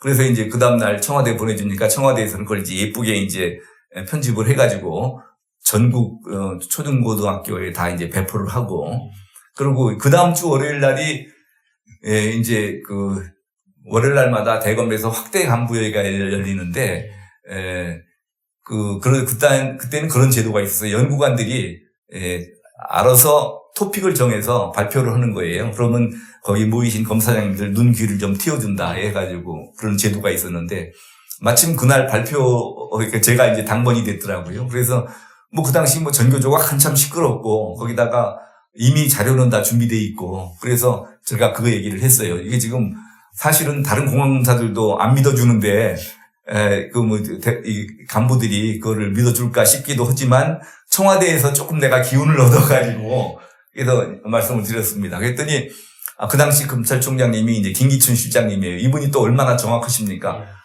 고검사 그 당장에 언론사에 배포해. 그럼 뭐 밑에 기자실이 있으니까 복사만 해가지고 바로 배포가 됐죠. 그 다음날 아침에 이게 막 커다란 거 이면 전면에 걸쳐가지고 전교조가 표명하는 참교육 실체 이거 내가 쓴 글 그대로 하나도 안 빼놓고 다 발표가 됐어요. 그런데 그 당시에 이제 어떤 상황이었냐면 아까 말씀드린 것처럼 전교조에 2만 명이나 가입돼 있는데 언제까지 탈퇴하지 않으면은 전원 해직 처리하겠다라고 이제 교육부 장관이 발표를 했는데 예정된 날부터 이틀 전까지 한 10여 명밖에 탈퇴를 안 했어요. 그럼 2만 명을 그냥 해직시킬 수가 없잖아요. 그런데 그 신문 보도가 나니까 이틀 동안에 93%가 탈퇴를 했습니다. 그래서 남은 사람이 1,490명 정도 남아가지고 그 사람들만 해직 처리하고 전교조 문제가 해결됐죠. 일단 해결됐죠. 나중에 1999년에 다시 이제 DJ 정부 때인가요? 그래서 다시 정상 뭐라 그럴까 합법화가 됐지만 네. 뭐를 물어보시는데 설명해드리는 게 맞는 얘기인가요? 그 전교조가 내세우는 참교육에 대해서 설명을 해주셨는데 전교조가 내세우는 참교육하면은 학생들이나 학부모들은 이제 입시 위주의 교육이 아니고 좀 뭐라 그럴까 누릴 거 누리면서 공부도 적당히 하고 자유로운 걸 생각을 하는데 저는 고등학교 3학년 때 그러니까 12년 전에 고별 선생님께서 인터뷰하신 내용을 보고 참교육의 실체를 정확히 알고 이제 그렇게 했었는데 대부분이 이런 참교육의 실체를 잘 모릅니다. 진짜 내가 그래서 감탄을 하고 있습니다. 이 기자님한테 고3 때 그걸 우선 보신 것도 그렇고 딱 그걸 알아들으신 것도 그렇고 사실은 제가 이 검찰을 그만두고 그냥 단순한 변호사 생활을 못하고 이 지금 애국 활동에 뛰어들게 된 게 그래서 그렇습니다. 처음에 참교육 얘기를 했을 때 우리나라 학부모들이 얼마나 교육에 관심이 많습니까? 그러니까 학교에 다니면서 이 교육의 실태에 대해서 전부 막 환멸을 느끼고 있었어요. 그 당시에는 촌지 안 갖다 주면 못 견디죠. 껄핏하면 애들 두드려 패죠. 그러고 그냥 입시 위주로만 교육을 하고, 이런 거에 대해서 진절머리를 내고 있다가 참교육이라는 걸 들고 나오니까, 이거는 촌지도 안 받고, 이거는 입시교육 위주도 아니고, 애들 체벌도 안 하고, 이런 거다 하고, 스스로 판단한 거예요. 그러니까 전교조에서는 그런 말을 한 번도 한 적이 없습니다. 그러니까 학부모들이 스스로 알아가지고 다 환영을 했죠. 그러니까 제가 참교육의 실체 이렇게 해도 그렇게 길게 쓴 건 누가 아무도 안 봅니다. 그래서 일단 정부 차원에서는 해결이 됐어도 국민들 인식 속에는 참교육이 좋다라고 다 인식이 돼 있는 거예요. 그래서 제가 2016년 2월 달에 제가 검찰을 퇴직하면서 근데 바로 며칠 전에 조선일보인가 동아일보인가 메이저 신문은 다 그랬으니까 이제 사설에 뭐라고 나왔냐면은 전교조 선생님들의 행태를 비판하면서 하루빨리 참교육 본래의 정신으로 돌아가야 될 것이다. 이렇게 써놨어요. 그러면은 참교육 본래의 정신이 민중혁명 역량을 키우자는 건데 그거를 본래의 정신으로 도작하려면은 이건 참교육이 뭔지를 전혀 모르고 하는 소리잖아요. 야, 이게 지금 그야말로 가장 지적으로 지금 앞서 있는 언론사의 사설이라는 게 신문사 전체의 이를테면은 뭐라 그럴까 하여튼 깊은 이해가 없이 그래서 이래가지고는 근데 전교조가 하루에 이제 한 1년에 몇십만씩 그냥 좌익 세력들을 길러내고 있는 거 아닙니까? 이러면은 이거 우리나라에 이게 미래가 없다. 이거를 알리지 않으면 안 되겠다 해가지고 제가 나와서 이제 강연도 다니고 반국가교육 척결 국민연합 이런 것도 만들고 해가면서 해서 지금은 전교조하고 싸우는 투사들이 많아졌죠. 지금 아까 우리 이 기자님 말씀처럼 방 작가가 있는데 그분이 그 여자분인데 예. 어느 날 우연히 내 강연을 듣고 이건 우리 애들 이들이면 너무 큰이다 해가지고 예. 지금 열렬한 저게 전교조 반대 투사가 됐는데 네 하여튼 뭐 예. 좋은 강연을 많이 하셔가지고. 예. 그 참교육도 어떻게 보면 용어 혼란 전술의 한 측면이라고 볼 수 있습니다. 아 맞죠 용홀란 전술이죠. 네. 우선 옛날에 사람들이 공산주의 사상이 되면 빠지게 된 것이 이제 5.18 겪고 나가지고 이게 군부 독재에 대해서 이제 막 그렇게 이제 그 거부감이 있고 또 이 평화적 정권 교체가 불가능하다. 거기에 막 엄청난 좌절감. 그래서 그러면은 정권 교체를 할 수 있는 방법이 뭐냐? 그 방법은 공산혁명밖에 없다. 이래서 이제 뛰어들게 돼서 이제 선배에서 후배로 이렇게 이제 탄력을 받아서 하는데, 한총련이 해산됐잖아요. 내가, 그러니까 1987년에 이제 한총련을 이적단체로 규정을 해가지고, 사실은 이제 86년에 규정해서 87년부터 법 적용해가지고, 5기 한총련부터 해서 결국은 한총련이 해산됐잖아요. 그러니까 후배들을 꽉 장악할 수 있는 좌익 집단이 없어진 거예요. 근데 사실은 그거는 내가 큰 공이라고 생각을 합니다. 내가 자화자찬을 하려는 게 아니라. 그래서 이제 공안의 맥이 끊어지듯이 학생운동에도 이렇게 이제 자생적으로 이렇게 생산해가는 그런 것이 끊어져가지고 비교적 자유롭게 된 거죠. 자유롭게 돼서 또 이제 개인주의적 성향도 더 많아지고 하여튼 뭐 그런 여러 영향이 그러고 이제 우선 아까도 얘기한 것처럼 좌익 이념이라는 것이 기본적으로 사기극이거든요. 허위고 그렇기 때문에 진실을 알 수 있는 기회가 늘어나고 그러면은 이를테면 옛날에 반공교육을 받았다는 사람들이 대학 가가지고 뭐 전환시대의 논리 이런 거 한번 읽으면 확 돌아서는 것처럼 지금 우리 전교조한테 이렇게 좌편향 교육을 받은 사람들이 와서 진실을 알게 되면은 또 확 돌아설 수 있습니다. 그래서 하여튼 희망적으로 보고 있는데 그런 여러 가지 면이 있습니다. 뭐 그거 말고도 여러 가지 사유가 있겠죠. 네. 현 정부는 이른바 적폐청산이라는 이름으로 과거 사건을 재조사하고 있는데 이 현 정부가 주장하는 적폐청산은 어떤 의미입니까?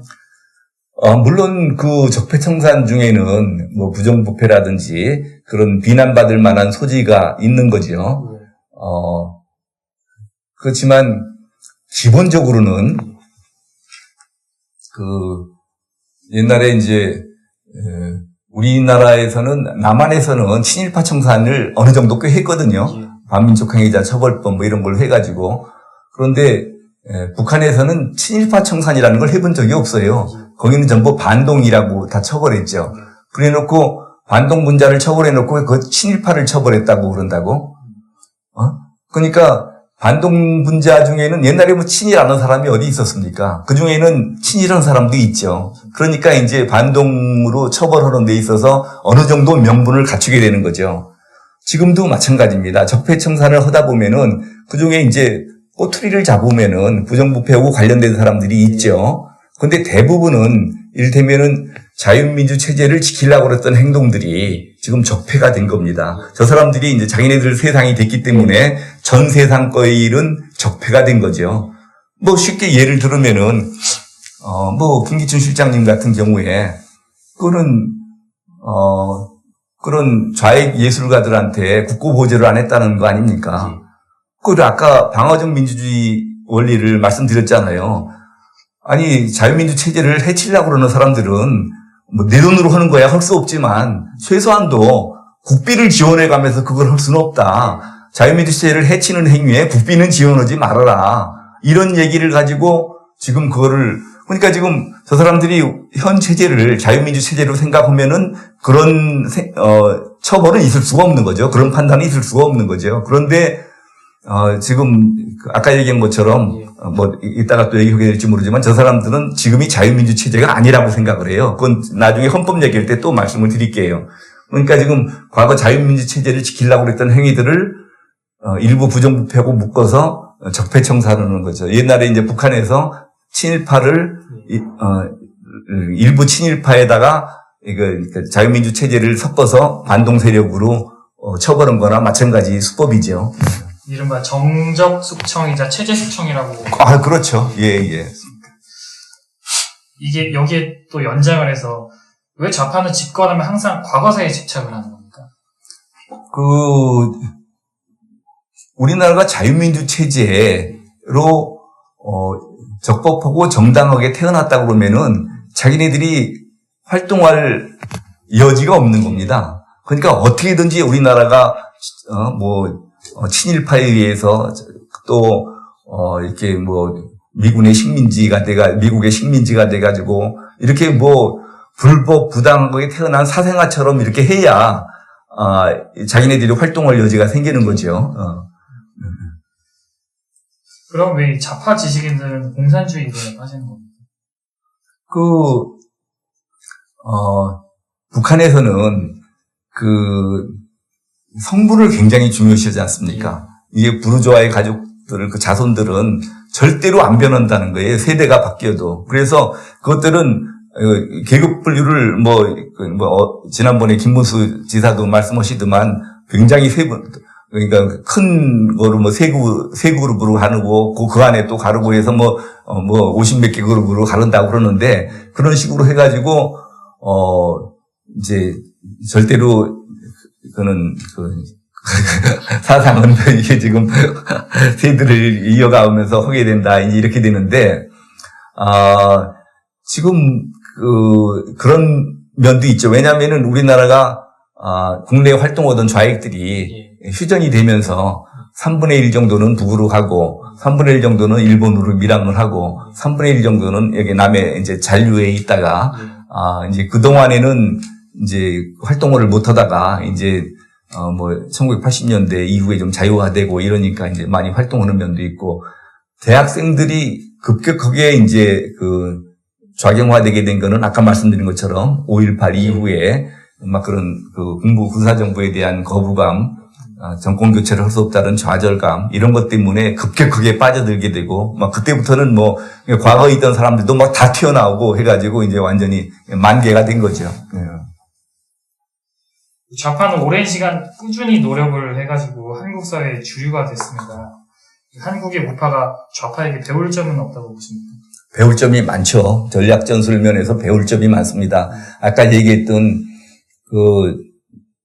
통일전선 전술이라든지 지금 이렇게 목표를 이루기 위해서 얼마나 끈질기게 노력을 합니까? 감옥에 가는 것을 감수해가면서 이런 지금 다 바치잖아요. 거기에 여자들은 성을 바쳤다는 말도 있고 자기 가진 걸 다 바칩니다. 목표를 이루기 위해서 그런 지금 여기로 말하면 노블레스 오브레인가 지금 공산혁명으로 해서는 뭐든지 다 바치는 그런 정신이 우리 우파한테는 없죠. 네.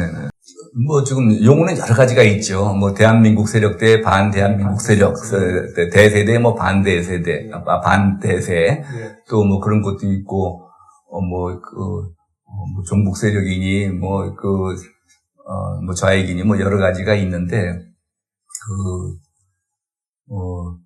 기본적으로, 빨갱이란 말이 이게 자연적으로 나온 얘기거든요.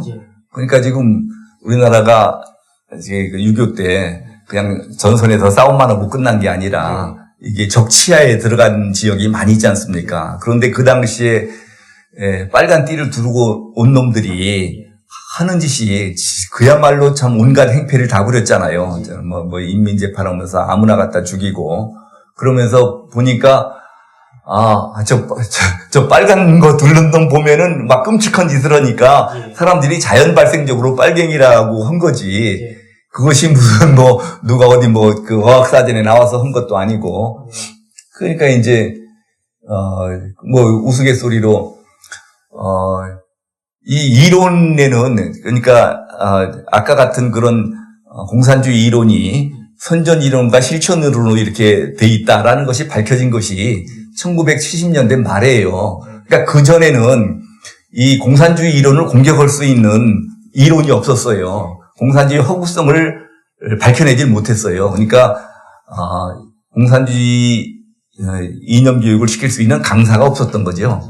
근데 그전에는 어쨌든 유교를 겪은 사람들은 유교를 겪으면서 공산당, 공산주의자들이 얼마나 못된 놈들인지를 다 체험을 했기 때문에 말로는 그럴듯하게 이제 설명을 해도, 선전을 해도 이게 아닌데 반박을 하려니 이론은 딸리고 그러니까 아이고 말이 많으면 빨갱이야. 빨갱이한테는 말은 안 되고 몽둥이가 약이야. 그 말이 그렇게 해서 자연 발생적으로 나온 거죠. 누가 뭐 시킨 것도 아니고. 그러니까 지금은 그래도 이 공산주의 이론의 지금 허구성이 밝혀져 가지고 그래도 그나마 지금 대응을 하고 있는데 이거 아직도 이 내용을 설명할 수 있는 강사는 절대 부족입니다. 네. 그걸 들으려고도 안 그러고. 공산주의의 실체에 대해서 좀 알아야 될 텐데, 그 좌파의 실체를 알기 위해 추천해 주실 만한 책 같은 게 있으십니까? 책이 많죠. 책은 아까 말씀드린 것처럼 1970년대 말에, 지금 공산주의 이론이 이중구조로 돼 있다라는 것을 처음 밝혀내신 분이 그 당시 명지대학교 윤원구 교수님입니다. 그분이 쓴 책이 공산주의 본질이라는 책이 있습니다. 그 책이 기본서일 테고, 그거 말고는 요새 우익 인사들이 쓰는 책들이 많습니다. 경제 문제라든지 전교조 문제라든지 쓰는 게 많은데 일일이 제가 거론할 수는 없고, 문제는 책을 많이 펴내도 아무도 사서 읽지를 않는다라는 게 문제죠. 책은 무지개 많습니다. 예. 다 이제 서점에 저 구석에 박혀 있거나. 변호사님께서 검찰에서 이제 퇴임을 하고 나오신 다음에 국가정상화 추진위원회를 이끄셨습니다. 그러면서 이제 친북 반국가 행위자 임명사전을 만들려고 하셨는데 완성을 못하신 걸로 알고 있습니다. 혹시 앞으로 계획이 있으신지 궁금합니다. 그거는 사실은 이제 친북 임명사전을 만드는 거는 이 애국 진영의 수건 사업입니다. 예. 근데 저쪽에서는 친일 임명 사전이니 뭐니 이제 그런 걸 많이 만드는데 친일보다 더 중요한 것이 친북, 종북인데 그러면 우리도 그런 걸 한번 만들어야 되지 않겠느냐, 역사에 남겨야 되지 않겠느냐, 그래야 좀 조심하지 않겠느냐, 그래가지고 했는데 내가 그걸 만들 시간은 없고 근데 다들 여러분들이 그런 말씀을 하시고 그래서 이제 저 분야의 전문가들이 한 수십 명이 모여가지고 그러면은 책임은 내가 지겠다. 그러면은 한번 만들어 봐라. 해서 이제 저걸로 나눠가지고 해서 이제 각자 몇 건씩 해가지고 이제 자료만 수집을 했었죠. 그래서 혹시 또 이견을 제기할 수도 있기 때문에 사실과 다른 것이 있을 수 있지 않습니까? 그래서 우리가 이러이러한 사람을 선정을 했는데 만일 이의가 있는 분은 이의 신청을 해달라 해가지고 신문에 광고도 몇 번 내고 그래서 두 분인가가 이의 신청을 해서 한 분은 우리가 이거는 설득력이 있다 해서 받아들이고 한 분은 설득력이 없다 해서 안 받아들이고 그래서 임명사전이라고 해도 지금 임명은 99명만 남아있는 셈이죠. 99명 남아있는데 그래서 지금 사실은 제가 국가정상화 이제 그걸 하는 과정에 이제 그 편집 책임자가 다리가 부러지기도 하고 여러 가지 사정으로 해서 차일피일 미뤄지다가 이제 제가 국가정상화 추진위원장을 그만두게 됐는데 편집 책임자가 저한테 그러더라고요. 아이고 이게 위원장님 계신 동안에 못 만들어서 죄송하다 그래서 제가 아이고 못 만들어줘서 너무 고맙다고 나는 만들기는 했어도 얼마나 가슴이 무겁습니까? 저거 오면은 민사, 형사 저게 각 100건씩 들어올 텐데. 그래서 하여튼 지금 내가 지금 국가정상화 추진위원회에서도 지금 나와 있고 내가 따로 만들려고 할 생각은 없습니다. 지금 그거 가지고 수사가 진행 중인 것으로 알고 있습니다. 네네. 앞으로는 역사에 기록을 남기게 만들 필요는 분명히 있다고 보시는 거죠? 근데 사실상은 다 알고 있잖아요. 예. 그러니까 책을 만들고 안 만들고가 이제는 사실상 필요가 없어진 셈이죠. 책을 만들 필요가 없게 된다. 근데 그러면은 만일 이런 식으로 헌법 개정이 됐으면 어떻게 됐겠느냐? 그러면은 아까도 말씀드렸지만 저 사람들은 자유민주주의는 가짜 민주주의라고 그럽니다.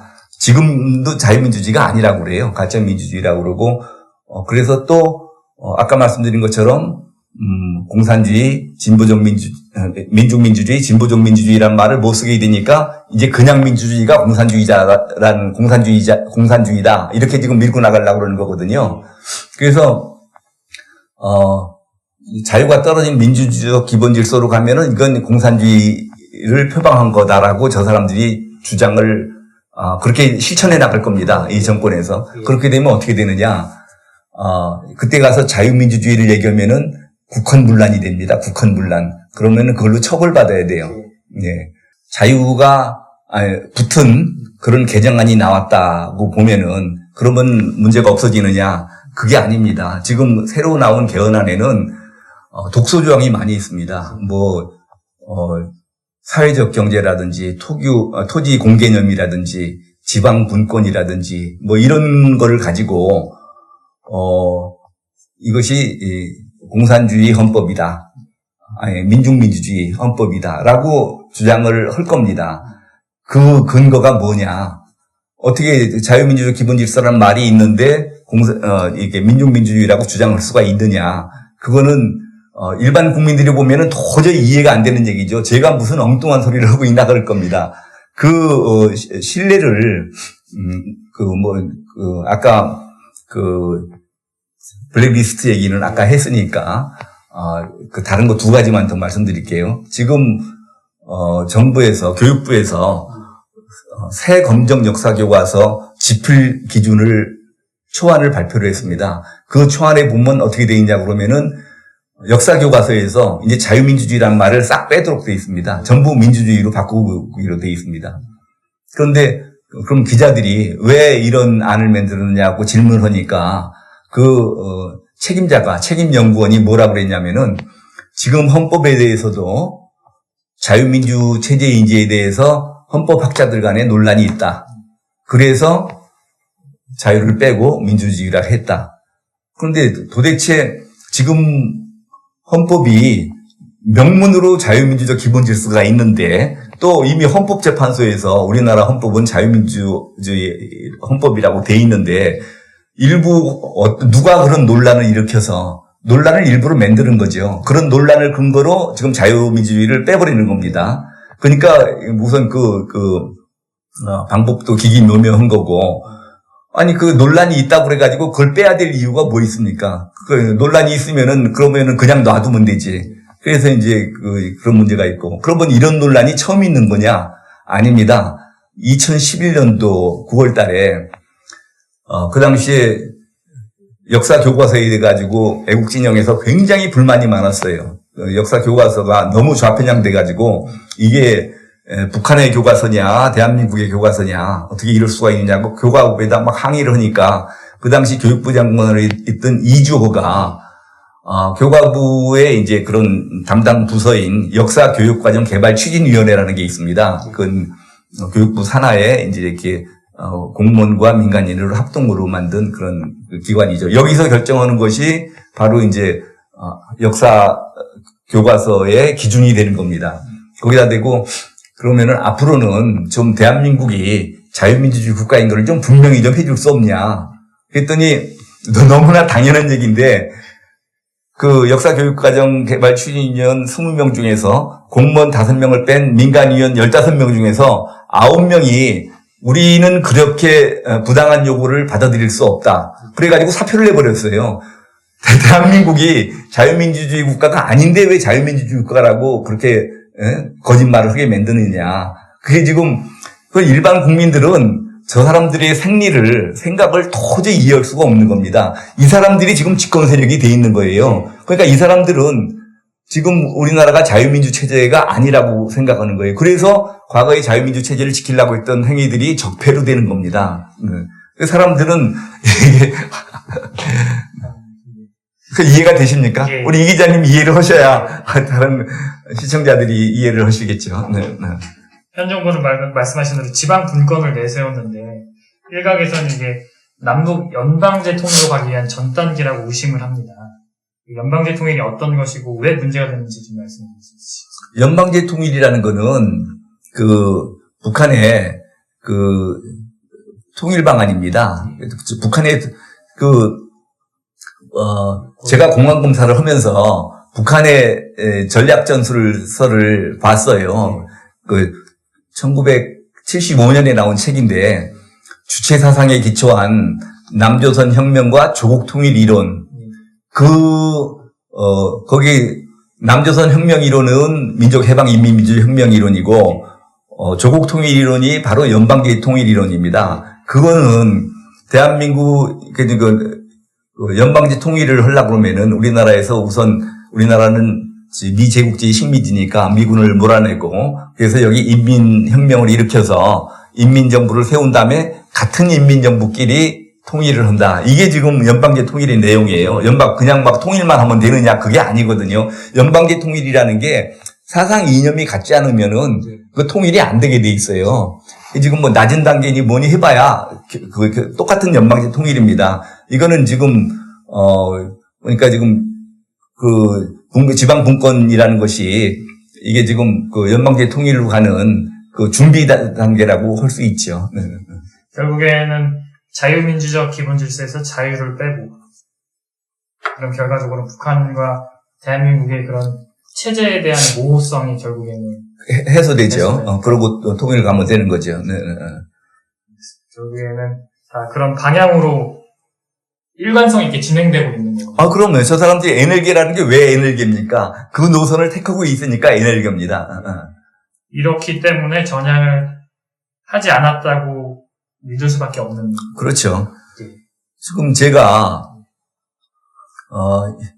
이분이 대통령이 되면은 대한민국이 적화되는 건 시간 문제다 해서 재판받고 있잖아요. 근데 이게 문제가 됐을 때는 전부 사람들이 무슨 그런 억지 소리를 해가지고 고를 지르느냐 이렇게 했고 대통령 당선된 이후에 이를테면 국정감사에서 여당 의원이 나를 약 올리듯이 대통령이 됐는데 어디 적화됐느냐 나한테 이렇게 물어봤었어요. 네. 그래서 대통령이 원래 소신대로 했었으면은 적화의 길을 걷고 있겠죠. 그렇지만 대통령이 뭐 미국보다 북한 먼저 방문하고 또 사드 배치 불허하고 개성공단 뭐 금강산 관광 재개하고 뭐 이게 지금 그대로 못 하고 있지 않느냐. 그래서 지금 안 되고 있는 것이다. 뭐 내가 이렇게 얘기한 적이 있는데 하여튼 지금은 상당히 많은 사람들이 고 변호사 말이 맞는 것 같다. 아니면 맞다. 지금 뭐 이렇게 하고 있습니다. 또 하나 헌법에서 국민이라는 용어 대신 사람이라는 용어로 대체하겠다고 발표를 했는데 여기에 대해서도 좀 설명을 해주십시오. 저게 지금 두 가지 의미가 있습니다. 지금 사람이 이를테면은 주체 사상을 신봉하는 사람만 사람으로 친다는 뜻인지. 북한에서는 그렇거든요. 북한에서도 헌법에다 사람 중심이 이렇게 돼 있지 않습니까? 거기서는 아무나 사람이 아닙니다. 주체 사상을 따르는 사람만, 김일성을 따르는 사람만 사람이죠.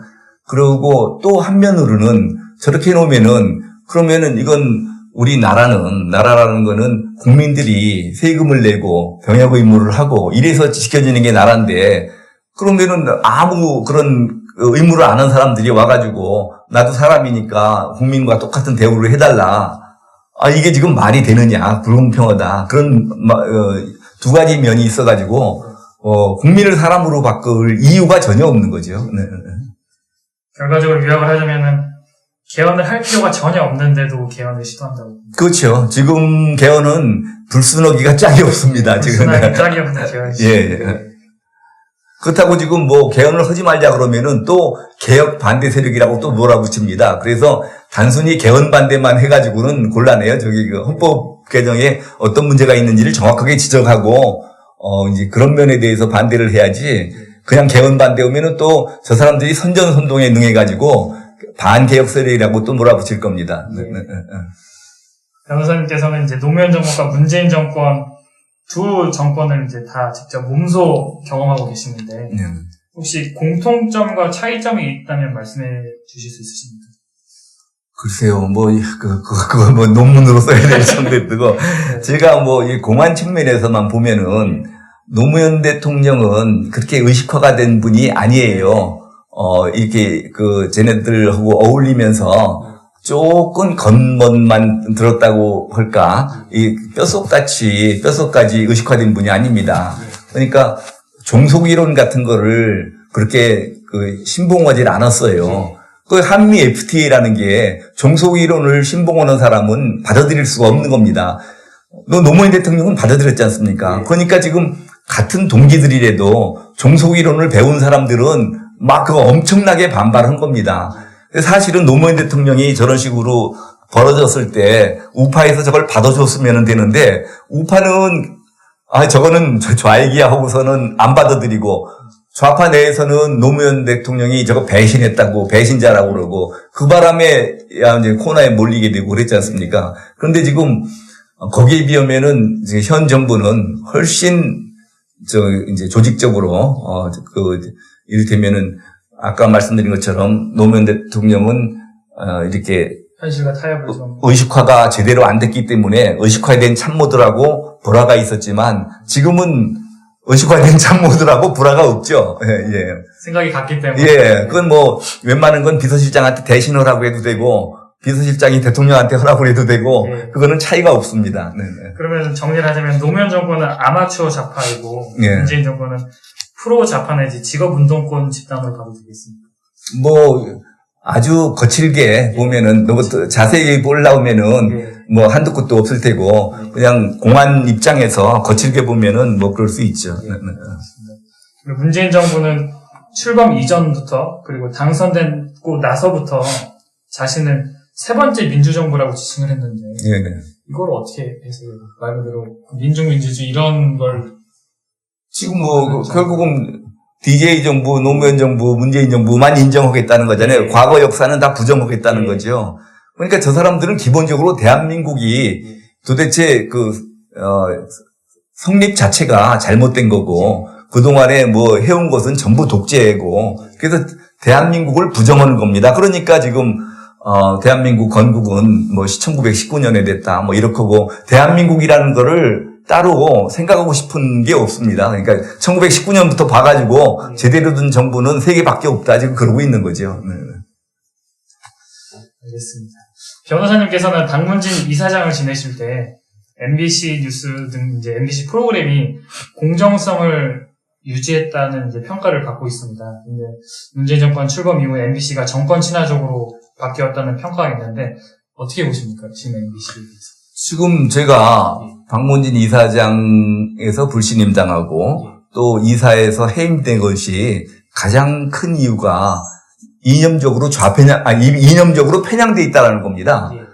그러면 내가 아무리 생각해도 내가 왜 이념적으로 편향돼 있는지를 알 수가 없죠. 그런데 깊이 따져보면은 아까 말씀드렸지 않습니까? 저 사람들은 기준이 민중민주주의입니다. 민중민주주의로 보면은 내가 굉장히 우편향돼 있는 거죠. 그런데 그럼 그거는 저쪽에서 정권 쪽에서 생각하는 거고 국민들한테 제가 물어보고 싶은 거는 내가 왜 이념적으로 편향돼 있느냐. 내가 지금 지난번에 이사 해임 처분에 대해서 공청회를 해달라 해서 제가 공청회를 거쳤어요. 그 공청회에서 제가 그렇게 말을 했습니다. 나보고 이념적으로 편향돼 있다고 그러는데 나를 이념적으로 편향돼 있다고 이를테면 문제를 제기하는 사람들이 어떤 사람들인지 아느냐. 지금 민주노총하고 지금 언론노조하고 지금 박문진의 그 여권 이사들이 했는데 그 사람들이 어떤 생각을 가지고 있는지 아느냐. 지금 언론노조는 자기네들을 강령해서 진보정당과 연대해서 노동자 민중의 정치 세력화를 독려한다 이렇게 돼 있어요. 그리고 세계 노동자들과 연대한다. 이게 국제 공산주의 선언하고 그런 얘기하고 비슷합니다. 그래서 옛날에 공산당 선언하고 비슷해요. 이런 사람들이 지금 나보고 편향돼 있다라는 게 말이 되느냐. 또 나를 편향됐다고 한 지금 박문진의 여권이사들이 어떤 생각을 가진 사람들이 아느냐. 재작년에 16년이죠. 16년 말에 우리가 2017년 사업을 결정하면서 방문진 사업 중에 하나로 북한 주민을 상대로 방송 청취를 확대하는 사업을 그때 벌이려고 했었어요. 예산 연간 한 1억 정도 들여가지고. 그러려고 했더니, 그 여권이사들이 막 전부 들고 일어나가지고 무슨 그런 불순한 책동을 벌이느냐. 그래서, 아니, 북한 주민한테, 아니, 우리가 평화적 통일을 하려고 그러면은 북한 주민들한테 외부 세계의 정보를 유입해 주는 것밖에 없잖아요. 그 정보가 통제돼 있으니까. 그러려고 그러면은 방송을 할 수밖에 없고, 그런데 그걸 주민들한테 외부 소식을 알려주는 것을 그걸 불순한 책동이라고 그러니까 우리도 사실 깜짝 놀랐어요. 그래서 왜 그게 불순한 책동이냐 그러니까, 아, 북한 주민들이 이 남한 방송을 듣는 거는 그거는 북한에서 불법 아니냐. 왜 북한 주민들한테 불법을 조장하느냐. 그게, 그러니까 생각이 대한민국 사람으로서는 생각할 수 없는 생각을 하는 거예요. 우리 상식적으로 볼 때. 완전히 북한 공산 집단의 입장에서, 북한 정권의 입장에서 생각을 하는 거예요. 그런데, 그래서 내가, 이 사람들이 나보고, 편향됐다고 할 수 있느냐. 내가 이제 그런 얘기를 했는데, 문제는 이 사람들만 그런 생각을 가지고 있는 게 아니에요. 지금 평창올림픽 보면서 다 느꼈죠. 지금 정권 담당자들이 전부 이런 생각을 가지고 있는 겁니다. 완전히 북한 공산 집단의 입장에서 생각을 하는 거예요. 네. 북한 친화적인 정권이라고. 북한 친화적이라기보다 좀 북한 중심적인. 북한 중심적인 정권. 현 정권은 북한 중심적인 정권. 그 문재인 정권 출범 이후에도 일단 박문진 이사장직을 유직을 하셨는데 청와대 쪽에서 굉장히 불편하게 여기시지 않았습니까? 아니, 그걸 뭐, 근데 아니, 거기에 대한 뭐 네. 어떤 반응 같은 게 있었습니까? 대놓고 직접. 아니, 청와대에서 그랬잖아요. 이런 일에 청와대가 직접 나서기 곤란하니까 노조가 니들이 알아서 해라. 그렇게 해가지고 이제 민주당에서 무슨 방송 장악 문건도 발견되고, 예. 그리고 그야말로 막 당정청 노동조합 그 사회단체 총출동해가지고 한 거 아닙니까? 예. 이 국민들이 이를테면 애국 국민들의 힘과 의지가 어떻다는 일을 좀 보여줬으면 좋겠고, 그런 식으로 적화가는 길을 좀 자제했으면 좋겠고, 또 우리도 이것이 일시적인 집회로 끝낼 게 아니라 좀 조직화하고 좀 장기적으로 가서 좀 이렇게 조직된 힘을 가질 수 있었으면 좋겠습니다. 이 좌파는 조직들이 많잖아요. 노동조합, 전교조, 민족예술, 하여튼 해가면서 온갖 전부 다 조직을 다 갖추고 있는데, 우파는 지금 조직이랄 게 하나도 없잖아요.